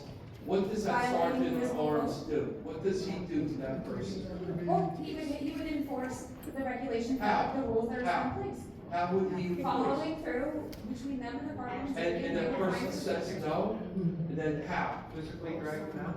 No one would put hands on anyone, I mean, that's not Okay, appropriate. so you answered your own question. He's not gonna go. What enforcement do I have up here? Maybe you don't. Besides, Maybe what you need to do is when municipal code is violated in this room, you go down to the municipal court and you file a citizen's violation against the person who violates the municipal code by disrupting the meetings. okay. And then Good it idea. goes to the court. It's not gonna be heard in our court because there's a conflict of interest, they'll kick it to somebody else. But if someone violates a code in the town, any citizen can go to the municipal court and do a citizen's complaint when they violate a code. Okay, thank you. All right, I think your last one, Paul. I haven't done this in a while. I haven't apologized for my outbursts. And I recall the last time was during the previous administration. I think I had an outburst when there was a thing between Roderick and Justin Land. And I quickly came back and I apologized. I haven't done that in the last 2 years, but tonight I'm going to apologize for my outbursts and to a degree also to some of my behavior. However, it's necessary. My behavior sometimes is necessary. For many years I've been coming to these council meetings, almost like it's church. And multiple times I've expressed to the council a quote by Justice Brandeis. Mr. Penny, you might appreciate this. Our government is a potent, the omnipresent teacher. For good or ill, it teaches the people by its example. If the government becomes a lawbreaker, it invites, and I'm about to butcher it now, but it invites every man to become a law unto himself. It invites anarchy. And that's what happens. I'm not opposed to taking consequences for my behavior. But until Dan Roderick gets some consequences for his behavior, for his disruption of these meetings, for the way that he talks to people. For example, I came here earlier tonight and I made some comments, and his deflection is about my prior criminal record, which I am very much permanently retired from. But when it's convenient, he wants to bring it up. But he didn't bring it up when I worked on his campaign in 2007, 16 and 17. He didn't bring it up when I've been to his house with other people of the Democratic Party, of which he was at that time. In fact, he was the vice chair of the Township Democratic Party. But when I'm saying things that are inconvenient for his reality, now I'm a convict, I'm a criminal, wants to tell everybody how long I was in prison for, but he fails to realize, like, personally, it doesn't matter to me. And I've been very, very public about my record. In fact, when I've run for office twice, the caption on my press release says, "Formerly incarcerated man seeks election to the town council." I'm very transparent, and I own my BS, just like I'm going to own it tonight. And I said I apologize, and I don't say things that I don't mean. I have a tremendous amount of respect for the men that are on this dais right now, including Mr. Abbott. But sir, we need you to think for yourself. We really do. This town needs you to think for yourself. I view you differently than I view Ms. O'Toole, and I view you differently than I view Mr. Coleman. I have hope for you. I haven't given up yet. You've been very respectful. But we need you to do a bit better. Mr. Penny, we need you to be quiet until you're asked to talk.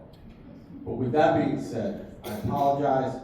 I've said it repeatedly, I would rather not come to these meetings and engage in the kind of behavior that Roderick does. But if he's going to do it, that means myself and every other person in the audience gets to do it. We get to behave the very same way. I would rather not, though. We need to figure out a resolution to that. Thank you. Okay, thank you, Mr. Williams, thank you. All right, so, first, we're gonna, Hold on, we need to, This is for you, Johnny, we're gonna amend that resolution. Yes. Absolutely.